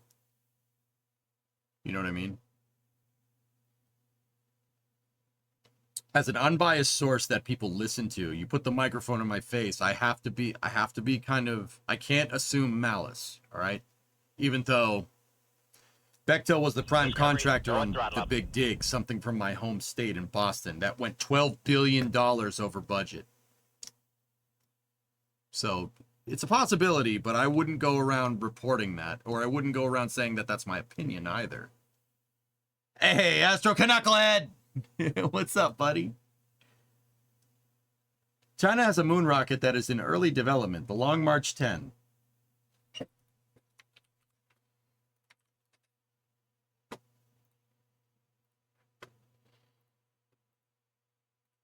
Pretty sure that piece of plastic is not getting you very far, Jack. This is the exact crap I'm talking about. Great, you linked to a wiki article that has a beautiful plastic model. That's lovely. That's great. That thing right there is not getting you anywhere near the moon. No, not the real one. I don't know what the real one looks like. You know why? Because it doesn't exist.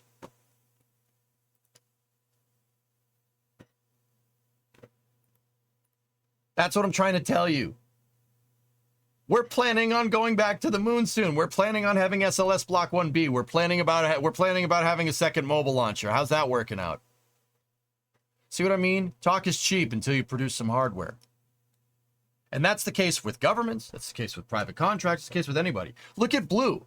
Everybody said Blue Origin was full of crap until they started posting pictures of the New Glenn. Until they started posting pictures of flight hardware. Now nobody's doubting that they have a big melon farming rocket that's capable of doing lunar orbit or Earth orbit rendezvous lunar architecture. Just saying. I get it. I'm just trying to show you that the idea is at least percolating. That is, yeah.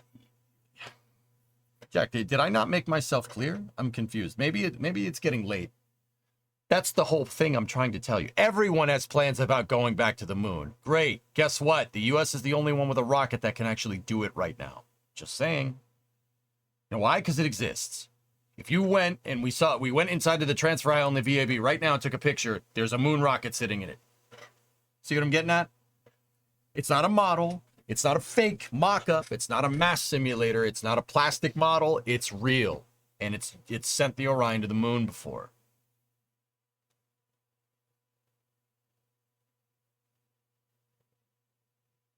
When is this press conference happening, dang it?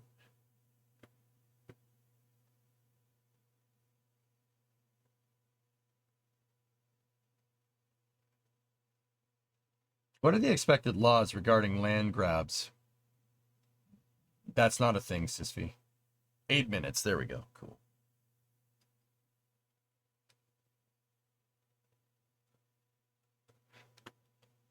But anyway, Starliner's back down, and I want to hear what Boeing has to say. My question to you: has China stolen any U.S. intellectual property? No, of course not. That would be immoral to ignore patent law.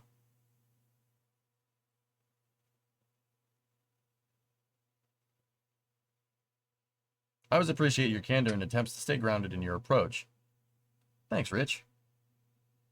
I'm trying, man. Like I said, there's a microphone in my face all the time. People listen to me. I don't take that lightly. I really don't. No Boeing rep is at the press conference, Jay? So what? What? Come on! The capsule's been down on the ground. What?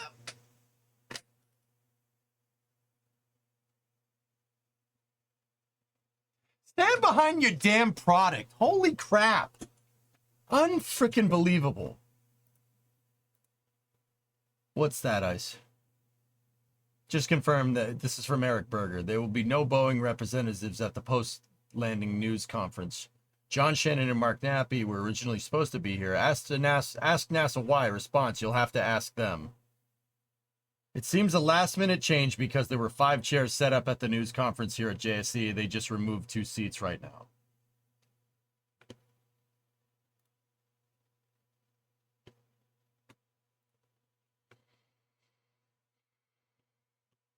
Stand behind your product, damn it. You want to sit here and you want to do these great fluff-up tweets, stand behind your damn product. You were contracted for a service, all right? You were contracted for a service. You were paid a lot of money to it. Have some accountability. It's ridiculous. Like, maybe I'm reading too much into it. I understand. But the capsule's back down on the ground. This is a day to celebrate, man. This is great. Why would they not want to talk to the press? I would love to talk to the press. It's great. Hey, customers said they didn't want people on it. That's fine. We're going to figure it out, and the next one's going to work. That's all you have to say. Rem. Oh, damn. Due to reasons that are beyond my control, I need to let you know that there are circumstances that have arisen that conclusively determine that you suck, you jackass.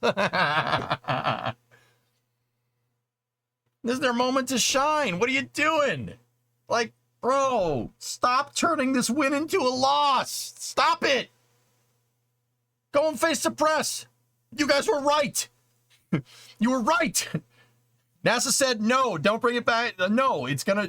We got to be careful. We got to be careful. You said it's gonna work, and it worked. This is your time to shine, man. Oh, like these, man. You know, I just got through saying, like, I have to be objective because people listen to me, but I'm gonna give you my opinion. I mean, I guess people didn't ask for it, but stand behind your damn product. You're like, you're not afraid to answer a couple press questions? Come on. That's only gonna give people fodder to say the capsule's a piece of junk if you don't show your face at the press conference. Like, oh, you're just giving the people that don't like Starliner more fodder and more excuses to say the capsule's a piece of shit when it's not.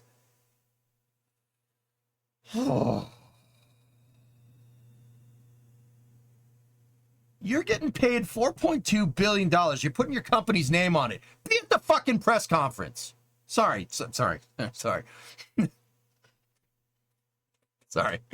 Get a little fired up. I'm also getting a little cranky because I'm getting a little tired. But it's true. It's true. Is it not true?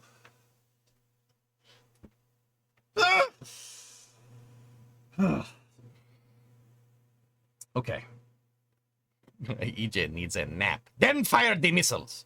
The Bostonian in you is showing. Sorry. I guess press conferences weren't in the contract. Yeah, ridiculous, man. Do you think NASA could hold the leash back? Could be holding the leash back at Boeing? No. Eric Berger said he asked NASA, and they're like, why isn't... he asked NASA why Boeing isn't showing up, and they said, we don't know. Nope. Ain't that, dude. I'm telling you, man, I can see the articles now. Boeing, who refused to comment after this apparent success of their own capsule. You know, that raises the question, what else is wrong with the capsule? I could see the terrible articles being written already.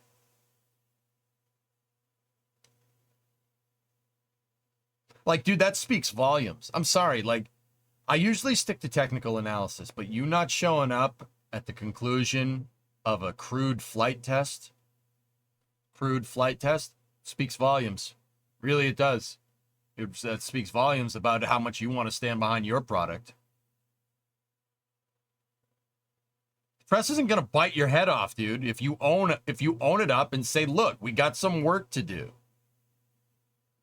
But this legacy contract, oh, I don't want to look bad. Bro, there's no people on board. That ship sailed already. Get out there, take some accountability, and talk up your damn capsule. It's your job. Ridiculous.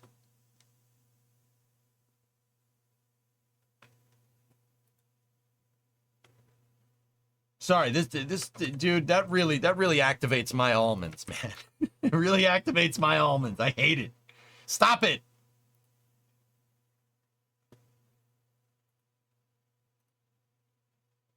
You get out there. Yeah. Whoa. Miss Lippy, the part of the press conference I don't like is where Boeing stopped showing up to press conferences after an hour. They didn't put posters up or anything. They just sat in mission control like a goon and waited. That VP of flight reliability's got to think. You got a capsule. You got a responsibility.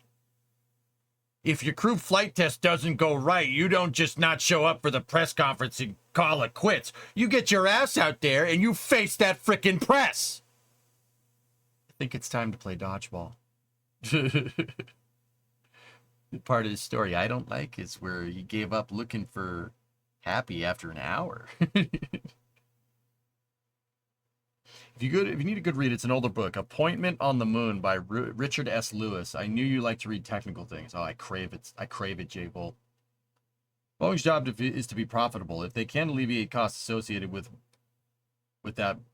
what might be more NASA mandated tests, they will. Even yeah, man, I don't know, Rich. Maybe. Now you're all in big trouble. All right, presser's live, but not live, but it is live.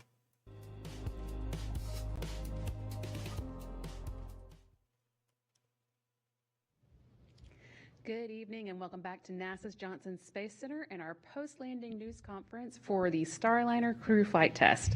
Starliner good? touched back down on Earth today or to yesterday, depending on where you're watching from, at 11:01 p.m. Central Time or 1 minute after midnight Eastern Time. Here today to discuss the mission with you and wrap it up, we've got Joel Montalbano, Deputy Associate Administrator for Space Operations, Mission Directorate at Skeleton, I always like boosting the audio a little bit past nominal so you guys can adjust your volumes for what you need. I always try to make it a little bit loud just for what it's worth, but thank you for the feedback. Program here at NASA's Johnson. I'll let them each make some opening remarks, and then we'll open up the floor for question. If you do have a question, you can on the phone bridge, you can press *1. Oh, the other thing is that I'm not going to talk. I don't talk during press conferences like right now, so I'm going to shut up. For those here in the room and for those online, as was said, NASA and Boeing safely returned the Starliner spacecraft just after 11 p.m. Central Time to the White Sands Space Harbor in New Mexico after spending approximately 3 months attached to the International Space Station. It's great to have the Starliner home. A safe and successful landing was exactly what we wanted. It was uncrewed. Everybody see the systems work is exactly what we wanted. It's important to remember this was a test mission, right? This mission. The team spent a lot of time understanding the board, doing additional testing out at White Sands, doing analysis here. And I mean the team, the NASA team, the Boeing team. That isn't me. You know, across the partnership, we work together to get this data and pull things. You know, we did learn a lot. This was of a crew, you know, the Starliner on the Atlas V, and the procedures and the processes for that. On approach, some manual piloting. We had a successful docking, and we had 3 months vehicle on board the International Space Station as we learned to operate with the systems and the crew and the interfaces there. I want to go ahead and thank the Boeing team, the Commercial Crew Program, International Space Station Program, our international partners, and all the engineers that worked on this mission to get us where we are today. With that, I'll hand it over to Steve. Thank you. Stevie. Yeah, thanks, Joel, and thanks for your interest in the Commercial Crew Program, and thanks for being here at a relatively late hour. It was a great day today to return Starliner. It was great to have a successful undock, the orbit and landing of the vehicle. We're really excited to have Calypso back on the ground. You know, Sonny told the ground team, "You've got this, bring Calypso back," and that's what they did tonight. I am thrilled for our Boeing team and all of our colleagues that worked this mission across the country, on the NASA team and the Boeing team. They've put a lot of heart and soul into this mission over many years, and it's a testament to those people that we got the vehicle back safely today. I can tell you that CFT is very personal to our team and to a lot of the people that worked on the mission, and it represents a tremendous honor to bring the vehicle back, to achieve a lot of test objectives today when we brought the vehicle back, and then really pave the way for future Starliner missions. I'm happy to report Starliner did really well today in the undock, the orbit, and landing sequence. You know, we used the NASA docking system for the second time on the mission to undock from the space station. That system performed really well. It's a derivative system what we use for Orion down the road, so it was good to pave the way for Orion as well. The spacecraft executed a nominal breakout sequence, the first time we've used that. To back away from the station, we backed out to about 5 meters and then did a series of about 12 burns using the service module forward jets. And then we opened, after that sequence of maneuvers, we ended up opening at about 22 kilometers per rev away from the space station. All those thrusters did really well through that SEP sequence, no problems at all, no fail-offs or any problems at all. Good. You know, we had a good chance to look at the helium system today when we, before we undocked, we repressurized that system. We had a criteria of 8 psi per hour in the ullage system for that, That's the fine. helium, and we were about 4.5 psi per hour, so the helium system performed really well. Good. And then, you know, when we backed away from the system, or from the space station, we did hot fire a number of thrusters on the service module. All 8 of those forward thrusters worked just great. We were able to look at the thrust of those thrusters, and it was nominal. All were performed at 100%, and we also hot fired 2 aft thrusters, and those worked well.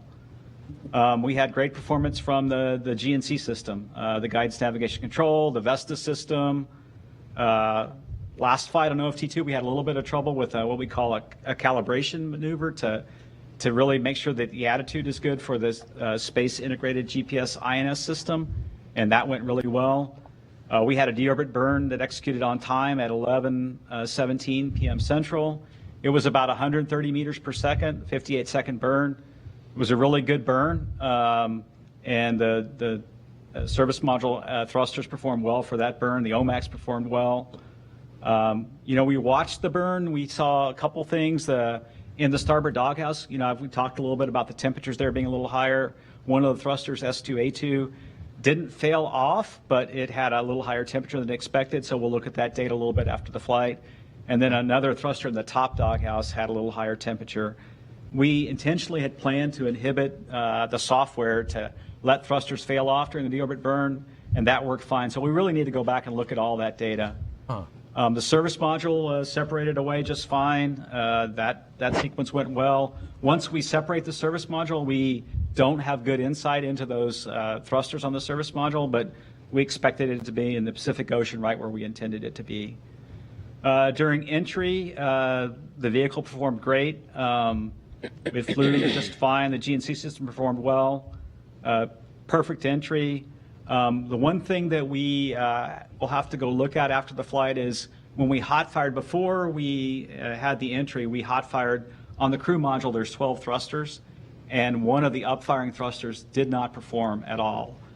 We hot fired it twice, and we used two different methods to talk to it, two different parts of the avionics system, and we never saw any chamber pressure or any pulses there. It looked like this is different than the service module thrusters. It's what we call a monopropellant system. It's very simple. It has a valve that opens, and then the propellant flows across a cat bed. Yep. And as it flows across that cat bed, there's a reaction and causes thrust. And for some reason, that thruster did not perform. But we used the redundant thruster on the other manifold. There's another upfiring thruster that worked just fine during entry, but something we'll have to go work at. Completely different system. I'll explain what that means in a second. It was a bullseye landing, great landing out at White Sands. The one thing we worked a little bit during entry is for some reason, when we came out of the plasma, the navigation system, we call it the SIGI-3, kind of failed off temporarily, and then that system was brought back on, and it was tracking just fine. SIGI-2 also had a couple little hiccups during entry. We'll have to go look at that. That's really the only things that happened during entry. The sublimator that we had a little trouble with, that's a cooling device that is used to cool the vehicle during entry. It performed really well. We had a little trouble forming what we call an ice block on that during ascent, and that performed great tonight. It's really great to get the spacecraft back, and then we'll start the next steps. So we've been talking to the Boeing team already about next steps. We want to get into the spacecraft and start working on the helium system. We talked about, we know we have a seal that we've got to go replace on the flanges on the RCS thrusters. We need to upgrade that material to make it hypergol compatible, and then maybe a little bigger size. We'll do that. Boeing's already formed teams to look at the changes that need to be made for Starliner 1 in terms of the thermal environment in the doghouses. Can we do something different to make the doghouses a little less thermally severe for the OMAC burns and the thrusters? A second team is looking at the hot fire of the thrusters that's needed on the service module to complete the qualification and make sure we understand which pulses cause the Teflon seat on the oxide to swell. And then thirdly, there's a GNC team already formed to look and figure out how we go fly the vehicle differently. Can we change the dead bands? Can we change the way it flies to not stress the thrusters? And so that work has already started. EWMs, and that's baby. really the path to Starliner 1. So I'm super proud of the team. It was a great day for the Commercial Crew Program and also for Boeing. Congratulations to that team who worked so hard. It's great to have the spacecraft back, and we're now focused on Starliner 1, and I'll turn it over to Dana. Thank you very much, Steve. And thank you all for being here with us at this very late hour and for your interest in the undocking of the Starliner from the International Space Station and its successful landing. I want to congratulate the Boeing team. They did a fantastic job with the operations this evening. They had to make a number of changes to the plan in short order. There were a lot of differences between the crewed and the uncrewed mission, including, as Steve talked about, the differences in the departure sequence. Fantastic job executing that. After Starliner undocked from the Harmony or Node 2 forward port, it backed away and then executed a series of breakout burns. It went up, over, and behind ISS. The crew was watching it until it was out of view, but then they came back and they watched the re-entry and the deorbit. In fact, they got some really neat views of the Starliner streaking through the atmosphere using some of the station video cameras on board. Pretty neat to see. That's awesome.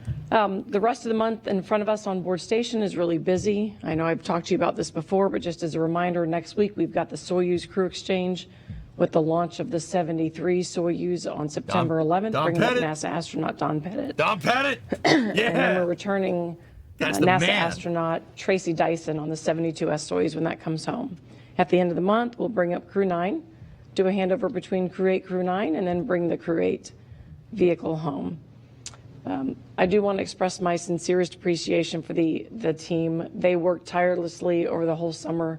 You know, we had the Starliner on board station for months. Most folks were working nights, weekends. They did an excellent job. The proof is in getting the vehicle safely home today. I know we've got a lot of things that we learned on the mission. We've got work in front of us, but I know that we've got the right teams in place to tackle these challenges and help us fly our future Starliner missions. And with that, I will hand it back over to Brandy. All right, thank you. Okay, so we're going to start with questions here in the room, then we'll take them from the phone bridge. Reminder, if you're joining us by phone, let us know you have a question by pressing *1. And if your question gets answered and you want to withdraw it, you can press *2 to get out of the queue. But let's start here in the room. How about Eric? Hi, Eric Berg with Ars Technica. Thanks for the great show tonight. It was really a stunning reentry. I wanted to ask about the arc of the commercial crew program. I was going to ask both Boeing and NASA, but I guess they didn't show up for some reason. But anyway, it's been a decade since the CCT CAP awards were given out. I had to go look up that acronym. I'd forgotten it. It was a big experiment in fixed price contracts and human spaceflight. And so I'm just wondering, a decade later, and literally it's been a decade, after all that's happened with Dragon, with Boeing, with the delays, and now with this mission, just to get a sense of you from NASA, is the experiment a success, and kind of what is the future of human spaceflight with this commercial approach? I'll start, from a commercial standpoint. We have 2 crew vehicles, the Dragon, Starliner, and obviously some work that we need to do on Starliner. We have commercial vehicles with cargo vehicles in the Dragon and the Northrop Grumman Cygnus. We have the Dream Chaser that's coming up next year. And so is it slower than what we expected? Absolutely, right? It is slower, but we're making progress. And to me, we are learning. Every time we have a mission, we learn something. That gets passed on. We're sharing things across the commercial world. You saw, last year, I'll say, Blue Origin had that parachute anomaly, and the teams all got together and shared across the different companies, what they learned. And to me, that's what this program is helping out. It's sharing the expertise of flying in space. And I'll let Steve and Dana add. Yeah, I think that's an interesting retrospective way to look at things, Eric. The fact that here we are 10 years into the program, and how are we doing? I would say we've done a great job at fielding 2 transportation systems in fairly record time. If you look at our development programs these days within NASA, Commercial Crew has done an amazing feat of getting to 2 crewed vehicles in 10 years, and really in the last 4 years bringing along online Dragon, Crew Dragon, and then also now Starliner. The unique thing that we're doing as well is sort of fostering this market in low Earth orbit. We already see SpaceX flying non-NASA flights. They have one that they're trying to get off the ground, Polaris Dawn. They flew Inspiration 4. They've flown a number of PAM missions. They've got another PAM mission coming up in the middle of next year. So you're starting to see that market get fostered in non-NASA missions, which was what we want. And then if you really think about our vehicles and what we really want to do, space station's a great vehicle. It's an awesome place. But at some point, the space station is going to need to be retired. And so we're preparing vehicles right now to be there in the future for these commercial LEO destinations as well. So I think it's been an interesting, as you said, and when we started, it was kind of an experiment on the heels of cargo, but now we're starting to see, the benefits of the investments by both NASA and our partners. And that's the one thing that's different about our program is there's investment from both the NASA side and also, in my case, SpaceX and Boeing to make the vehicles safe and successful. Good answer. Good answer. All right. Mark? Oh, thank you. Mark Carreau with Aviation Week in Space Technology. How long would you sort of estimate that it will take the commercial crew program, space station partnering or whatever to sort of assess this flight and what steps need to follow, just kind of make a full report that you're all satisfied with that lay out steps ahead? Yeah, I think the timeline is a little bit, we're going to take our time to figure out what we need to do to go fly Starliner 1 right. We've laid out right now, manifest-wise, we have that flight booked next year in the second slot of the year. The first thing we'll do when we get the vehicle back is continue to look at all the data, look at the thruster performance for this phase of flight in detail. And then we already have these teams that I've talked about established. They're going to start meeting weekly on looking at the design changes required in the helium system to eliminate the leaks. And then can we fly the vehicle different? Can we change the thermal in the doghouses? What testing do we need at White Sands? It'll take a little time to lay that out and then get into the testing. And then, I think we'll see where we're at in another month or so, and then we'll have a little bit better idea of what the overall schedule will be. Okay. Gina, go ahead. Gina Sinceri, ABC News. I'm not sure who wants this, but we heard a lot about the problems, but what about Starliner's performance particularly impressed you or surprised you in a positive fashion? Good question.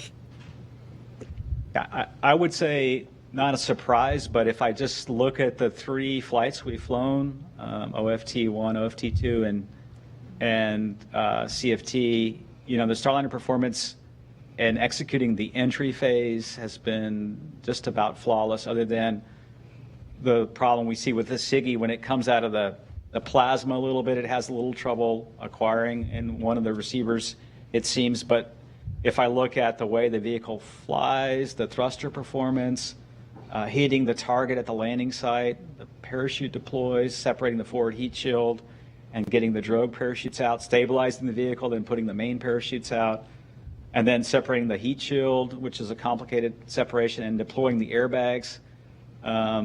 The third time now we've landed a capsule in the U.S. on land. The entry in particular has been darn near flawless. So that, I wouldn't say it surprised me, but as I step back and think about the mission, the entry itself was just, and the orbit burn was spot on. Okay, why don't we go to the phone bridge next? We will start with Marcia Dunn with the Associated Press. Yes, hi. Probably for you, Steve. It sounds like you won't require another test flight, that an operational Starliner 1 with the crew will be next. Is that how it looks as of today? Am I understanding that correctly, that the next flight will be fully certified, ready to go with the crew to be a real crew swap? Thanks. Yeah, I would say it's probably too early to think about exactly what the next flight looks like. I think we want to take the steps to go look at all the data. Certainly our goal is to get to the rotation flight. Our goal all along has been to have, 1 flight a year, 1 flight from Boeing Starliner and another flight from SpaceX with Dragon. So it'll take a little time to determine the path forward. But today we saw the vehicle perform really well. We've got some things we know we've got to go work on, and we'll go do that and fix those things and then go fly when we're ready. So. Thank you, Marcia. How about Bill Harwood with CBS News? Yeah, thanks. And actually, Marcia just asked my question, so let me ask you a different one for Steve Stitch. If a crew had been on board the spacecraft tonight, would anything have been different, or would it just have been the same reentry we saw, basically? I mean, I know you had a quick fly out to get away from the station without the crew on board, but just from a crew standpoint, if they had been on board, just for the record, everything would have been fine. Is that correct? Yeah, if we'd have had a crew on board the spacecraft, we would have flown the same back away sequence from the space station and the same deorbit burn and executed the same entry. And so it would have been a safe, successful landing with the crew on board had we have had Butch and Sonny on board. You don't have second thoughts about these things, but would you have any second thoughts about the decision not to bring them back if you had it to do over again, knowing what you know now about the landing? No. Yeah, I think it's always hard to have that retrospective look. You know, we made the decision to have an uncrewed flight based on what we knew at the time and based on our knowledge of the thrusters and based on the modeling that we had. And if we'd have had a model that would have predicted what we saw tonight perfectly, yeah, it looks like an easy decision to go say we could have had a crewed flight, but we didn't have that. We didn't have a way to take that white sands testing and anchor it in a model. And so I think we made the right decision to not have Butch and Sonny on board. It's awfully hard for the team. It's hard for me when we sit here and have a successful landing to be in that position. But it was a test flight, and we didn't have confidence with the certainty of the thruster performance, and that's really what led us to choose to have the uncrewed test flight. Thanks. Okay, next we'll go to Sawyer Rosenstein with NASAspaceflight.com. Hey, my buddy. Thank you for taking my question. First off, congratulations on that successful landing there. You earlier mentioned about that nav system dropout as it was coming out through the plasma there. Can you kind of explain what role that has, and did that come back online at its own? Was there some ground intervention needed? Just what exactly was done to resolve it? Good question. Yeah, the way the nav system works is we have 3 devices that essentially are like a GPS and then also measure velocity and the orientation of the spacecraft. And so when we came out of the plasma, one of the third SIGI, Space Integrated GPS INS, had trouble acquiring. And so the software said it wasn't performing well. It didn't have enough satellites, and it failed it out. The ground team looked at the 2 remaining systems, SIGI number 1 and SIGI number 2. SIGI number 2 wasn't receiving marks as well as it should have. They analyzed SIGI number 3, did a great job looking at that, and then brought that back into the nav set. And so we had 3 essentially GPSs, and then protected for if number 2 would have been completely bad. So the team did a great job. I think we just need to look at, do we need to allow a little bit more time for the GPS to acquire on the backside of the blackout. And the flight control team, again, did a great job recovering that GPS. Cool. Thank you. Let's go now to Will Robinson-Smith with Spaceflight Now. Yes, hi. Thanks for taking the time to speak with us after a good landing. Follow up on Mark Harrow's question about timeline, but in a slightly different way.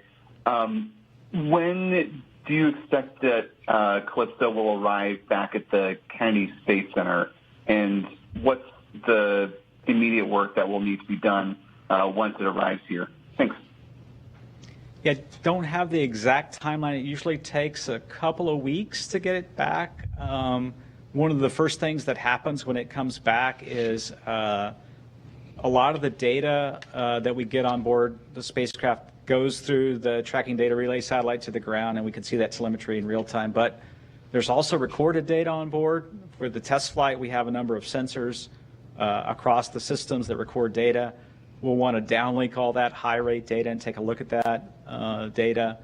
And then really it's a series of analyzing all the data from the entry, the undocking, and the deorbit across all the systems on the vehicle to just see if there's anything that was off nominal. We'll study the data at a little higher rate. So, it'll take a couple weeks to get it back and a week or so to get the data off the spacecraft. Okay. Thank you. Robert Perlman with Collect Space. Thank you. When Apollo 13 safely landed, NASA described the mission as a successful failure. Is that how you would label the outcome of this flight, given that Starliner's landing was safe and successful, but it failed to bring the crew home? This, Joel, I would not call it a successful failure. We knew going in this was going to be a test mission. We learned a lot. The teams worked together, both the Boeing and the NASA team, to understand the systems of the spacecraft and how they operated. The team worked together at White Sands to understand the analysis that was done. You know, on the test mission, things don't always go as you planned. And so we were prepared. The fact that this vehicle is home, we're very happy to have the vehicle home. To me, a success. You know, clearly we got some work to do. The teams will understand that work and move forward. Yep. And if you just look at mission objectives, you know, we think we've probably got 85 to 90% of the mission objectives. We dock with the space station.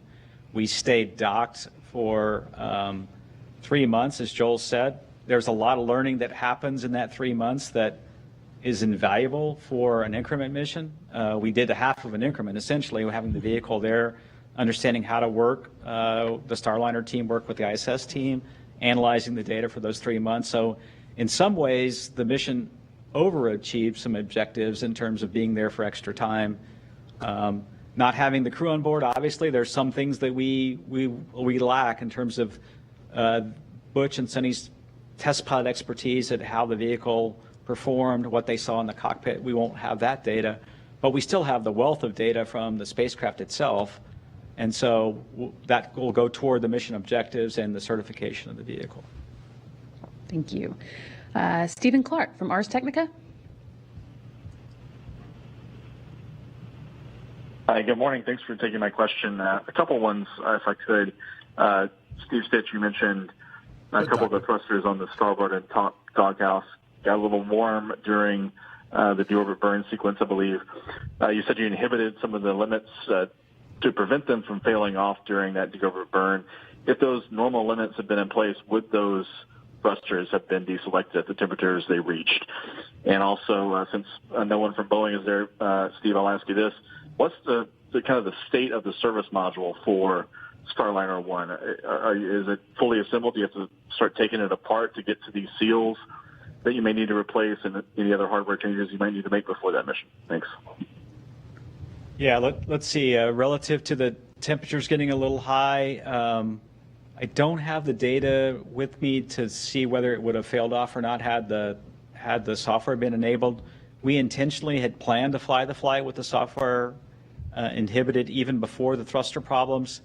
We had seen some overheating of some other parts of the thrusters in previous flights, and so we wanted to go ahead and have that flight detection or fault detection system inhibited for the deorbit burn. So I'm not quite sure I can answer the question whether they would have failed off. And then relative to the service module for Starliner 1, it's in the middle of being built. We'll get to a point where we have assembled the doghouses at some level, and then we'll have to stop and wait to see what the design changes are. Do we remove some of the thermal blankets inside those doghouses? Do we make some changes to make it a little cooler when we fire the OMAX and also the RCS thrusters?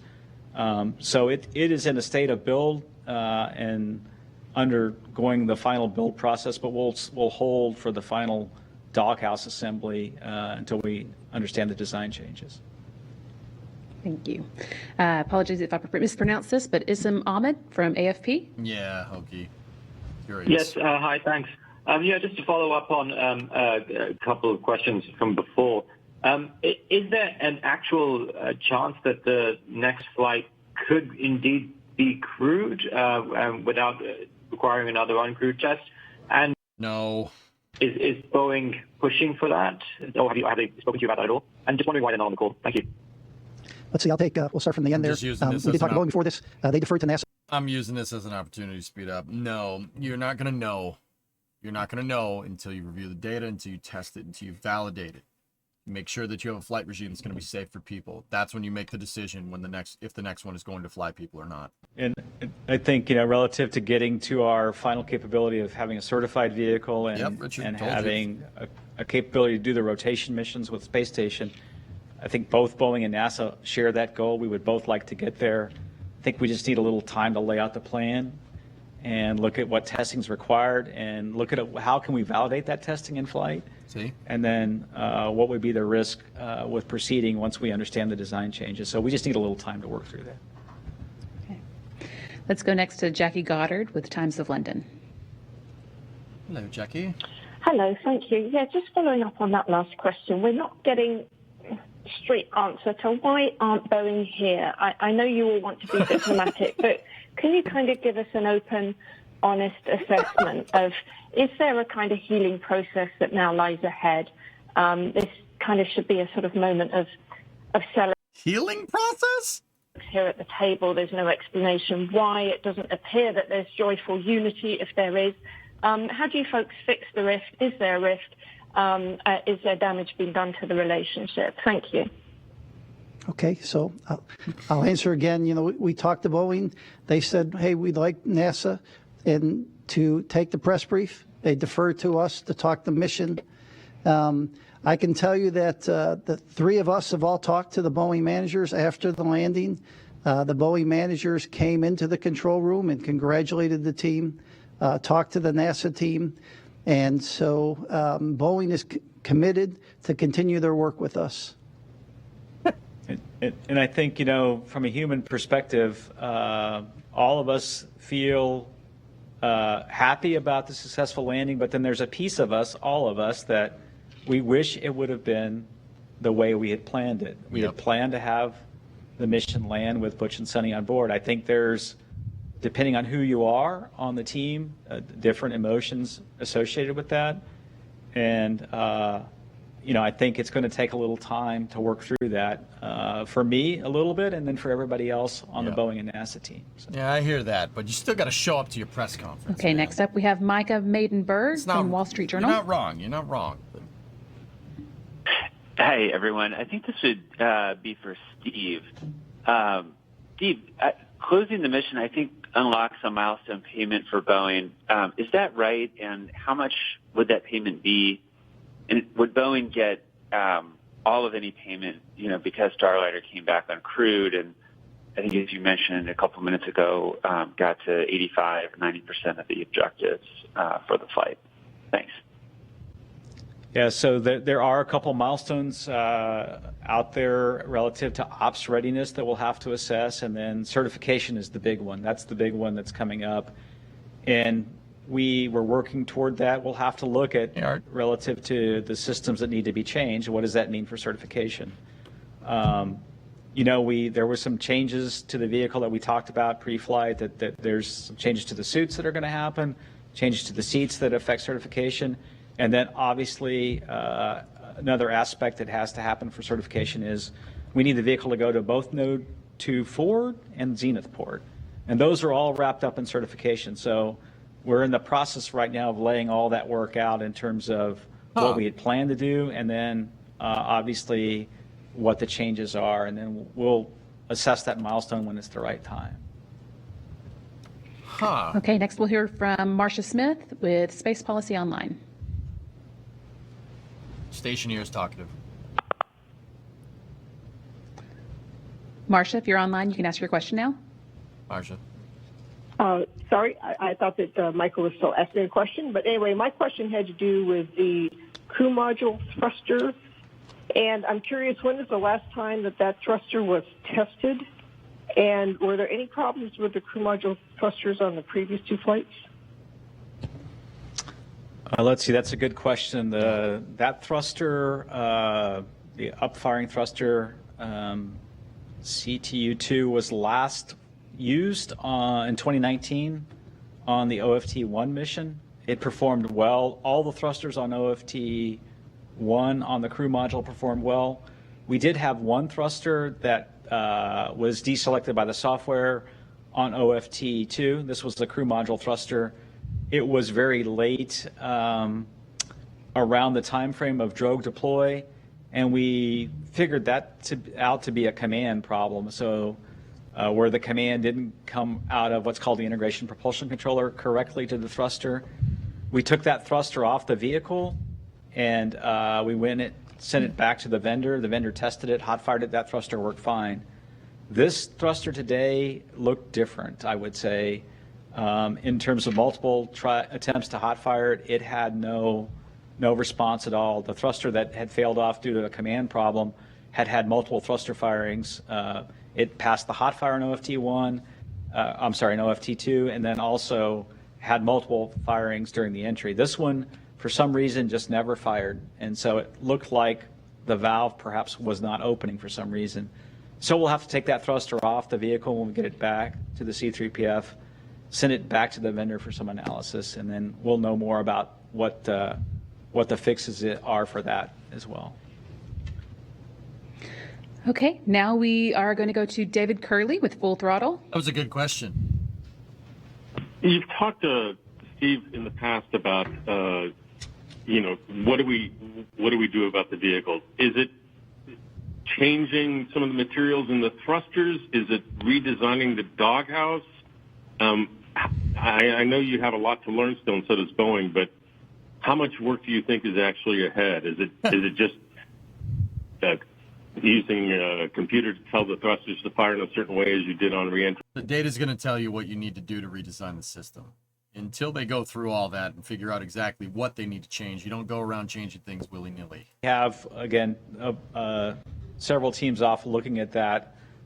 What we would like to do is try not to change the thruster. I think that is the best path. The thrusters have shown resilience and have shown that they perform well as long as we keep their temperatures down and don't fire them in a manner that causes the temperatures to go up, that then causes either the vaporization of the oxidizer, which causes low thrust, or the poppet swells. Today, obviously, the thrusters had all recovered at station, and obviously it looked like today we didn't have those high temperatures. We knew that the downhill phase would be a little less demanding on the thruster than the uphill phase. What we need to do now is go take a thruster at White Sands and make sure we understand the exact pulse sequences that caused the heating, and then at the same time, in parallel, look at software changes to reduce the number of demands on the thrusters, and then in parallel with that, look at the doghouses and see if we can, again, they're trapping a bunch of heat. We know that when we fire the thrusters, the doghouses are trapping heat. Can we go make some changes to the blankets and the inside of the doghouses to keep the thrusters cooler? So it's really three different thrusts, I would say. Okay, next up we have Jonathan Woods with Working Tins. Hey, thanks for your time this morning. Reflecting back on the question that was asked about the successful failure with Apollo 13, if we think back about 2020 when Crew Dragon Demo 2 launched, I think the most significant issue that we faced during that mission was launch scrub due to thunderstorms during it was Tropical Storm Bertha.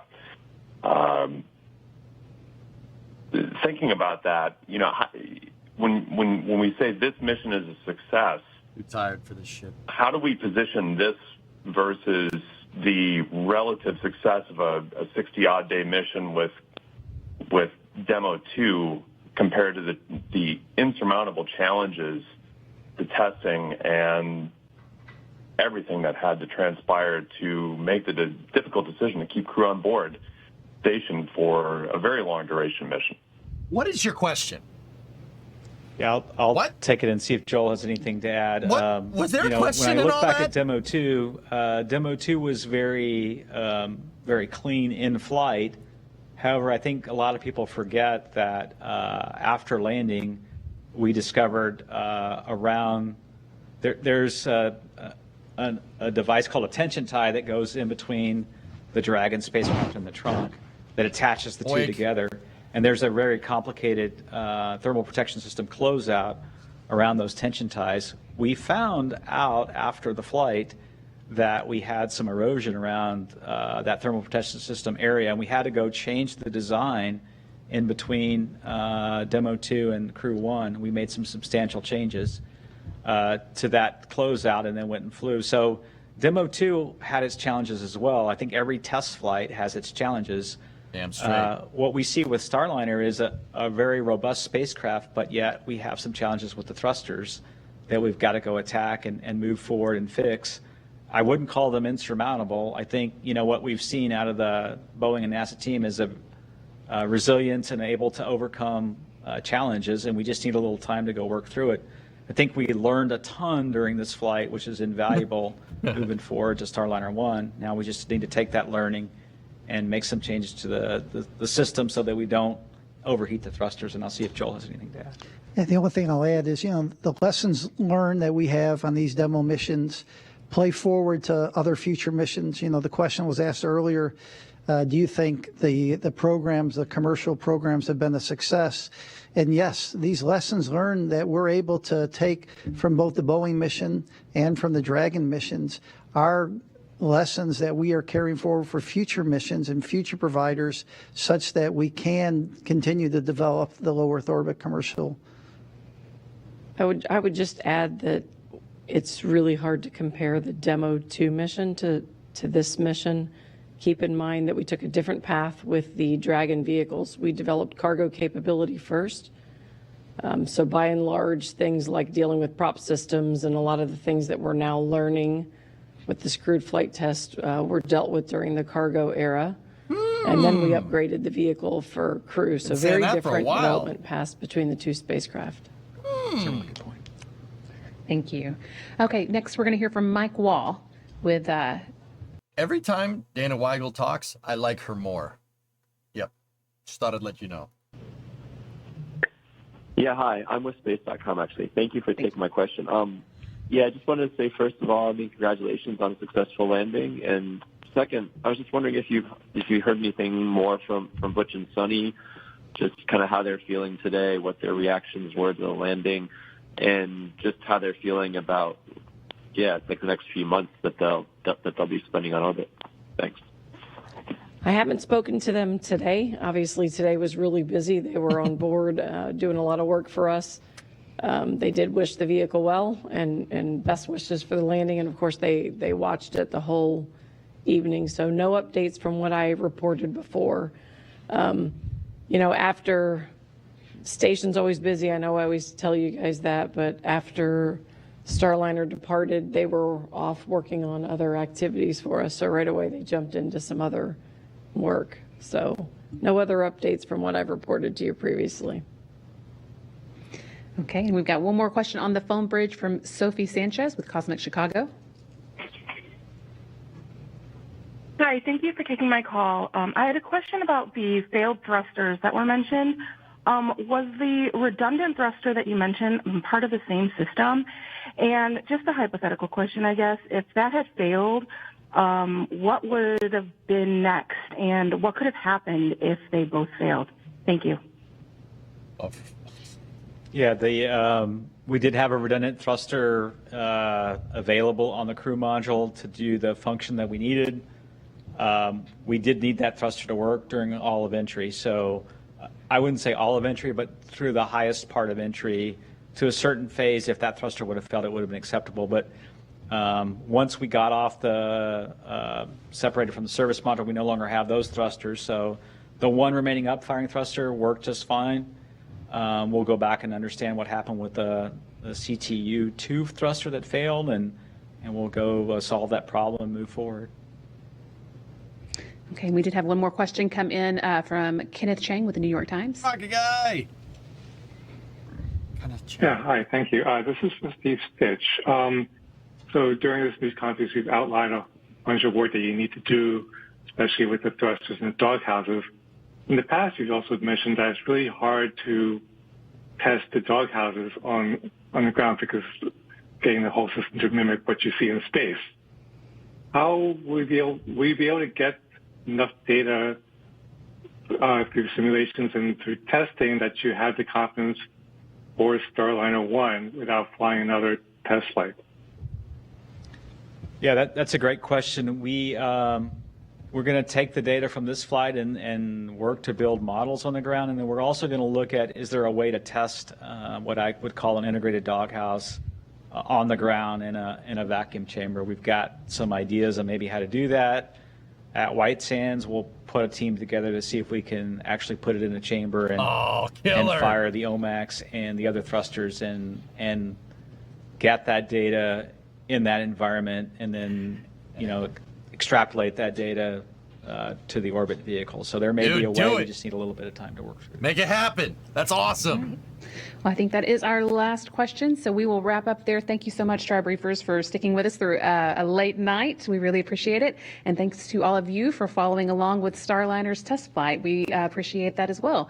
Please continue to stay tuned next week, Wednesday morning at 10:15 a.m. Central, 11:15 a.m. Eastern Time. We're going to be having the coverage of the Soyuz MS-26 launch, carrying NASA astronaut Don Pettit and his cosmonaut crewmates Alexei Ovchinin and Yvonne Wagner to the International Space Station. So more to come in space. Pretty talented Please stick crew. with us, and we appreciate your coverage. Thanks so much. Alexei and Yvonne are no spring chickens when it comes to space flight, man. And Don Pettit's the frickin' man, by the way. Yeah, the frickin' man.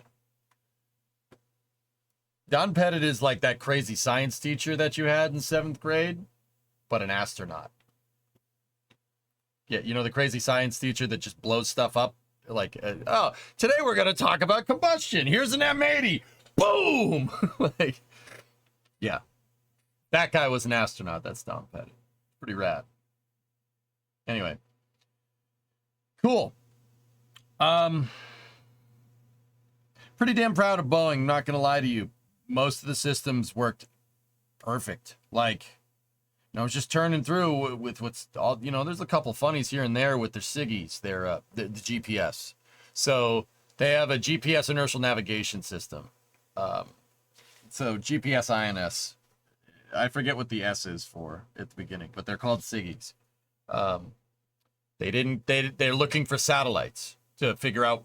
They're looking for GPS. They're looking for TDRS. They're looking for satellites to figure out where they, so it can figure out where the capsule is. One of them didn't work very well, but they got it. They troubleshot it and basically got it working again, which is pretty cool. But they're in triple redundancy, so that's good. Yeah, this is great. Rocket Guy, I know it sounds a little bit weird, but my gut's telling me that this feels good. This feels real good. That's some pretty damn good vindication there, I mean, the optics are awful, and Boeing needed to show up to their own damn press conference, dude. It's inexcusable not showing up just because you don't feel like it, That's lame. I don't like that. It's interesting that they're losing signal after plasma departure. Richard, if I had to guess it, I would guess that ablation product contamination would probably gumped up one of the antennas or something. If I had to guess. Yeah, the heat shield ablates off and stuff can deposit itself, and if it, if it gets in the way of an antenna, it could happen. They also did have an unresponsive thruster on the capsule, which, believe it or not, is a monopropellant system. That's Aerozine 50 and a catalyst. Catalyzer bed is what they're using on those thrusters. Basically, they have monopropellant, and the monopropellant, they pressurize it, same way as the other thrusters, but instead of having an oxidizer, when that monopropellant, at the end of the rocket engine, there's a little, plug, almost, and inside of that plug is a catalyzer. It's a catalyzer bed. When the monopropellant hits the catalyzer, it heats up and expands and shoots gas out. That's how monopropellant works. It's not just compressed air, at least in this particular application.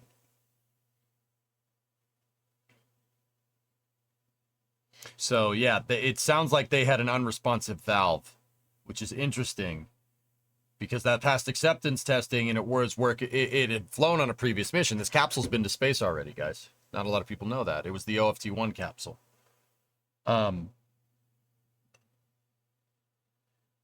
It was unresponsive. So, I mean, I'll be 100% real with you. That sounds like something came unplugged.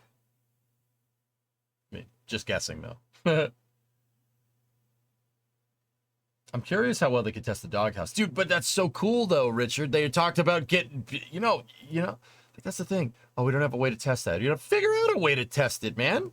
Build a freaking vacuum chamber. That's sick. Put the doghouse in the damn vacuum chamber and fire it. That's awesome. Let's do it. I like this plan. I'm happy to be a part of it. Let's do it. Figure out a freaking way. This is rocket science, baby. Let's go. It's cool. It sucks that, they should have done this before, but hey, whatever.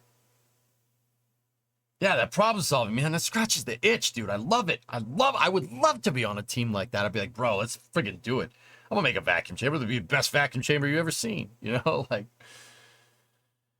Anyway, that's exactly why I asked if they had a vacuum chamber at White Sands. Yeah, no, you were on the right path. There you go. Anyway, all right, guys, I've been going for 14 and a half hours. Okay, I'm gonna. I think your boy is done. That itch is why you engineer in spirit. Yeah, right. Yeah. Yep. Pi, I will talk to you in a little bit. Wait, did you want to talk on stream or did you want to talk after the stream?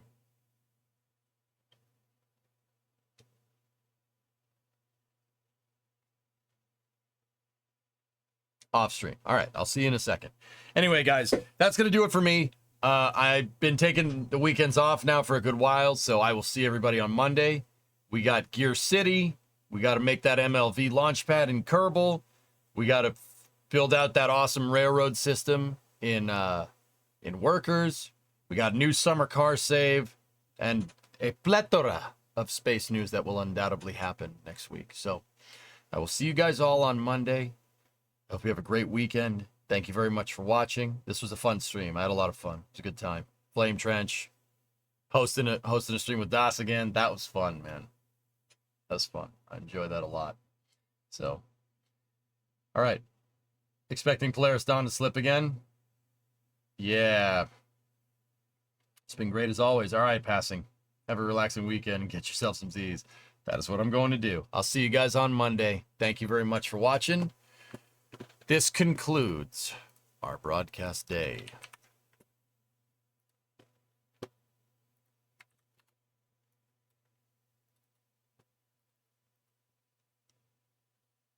Don't do it. I'm doing it.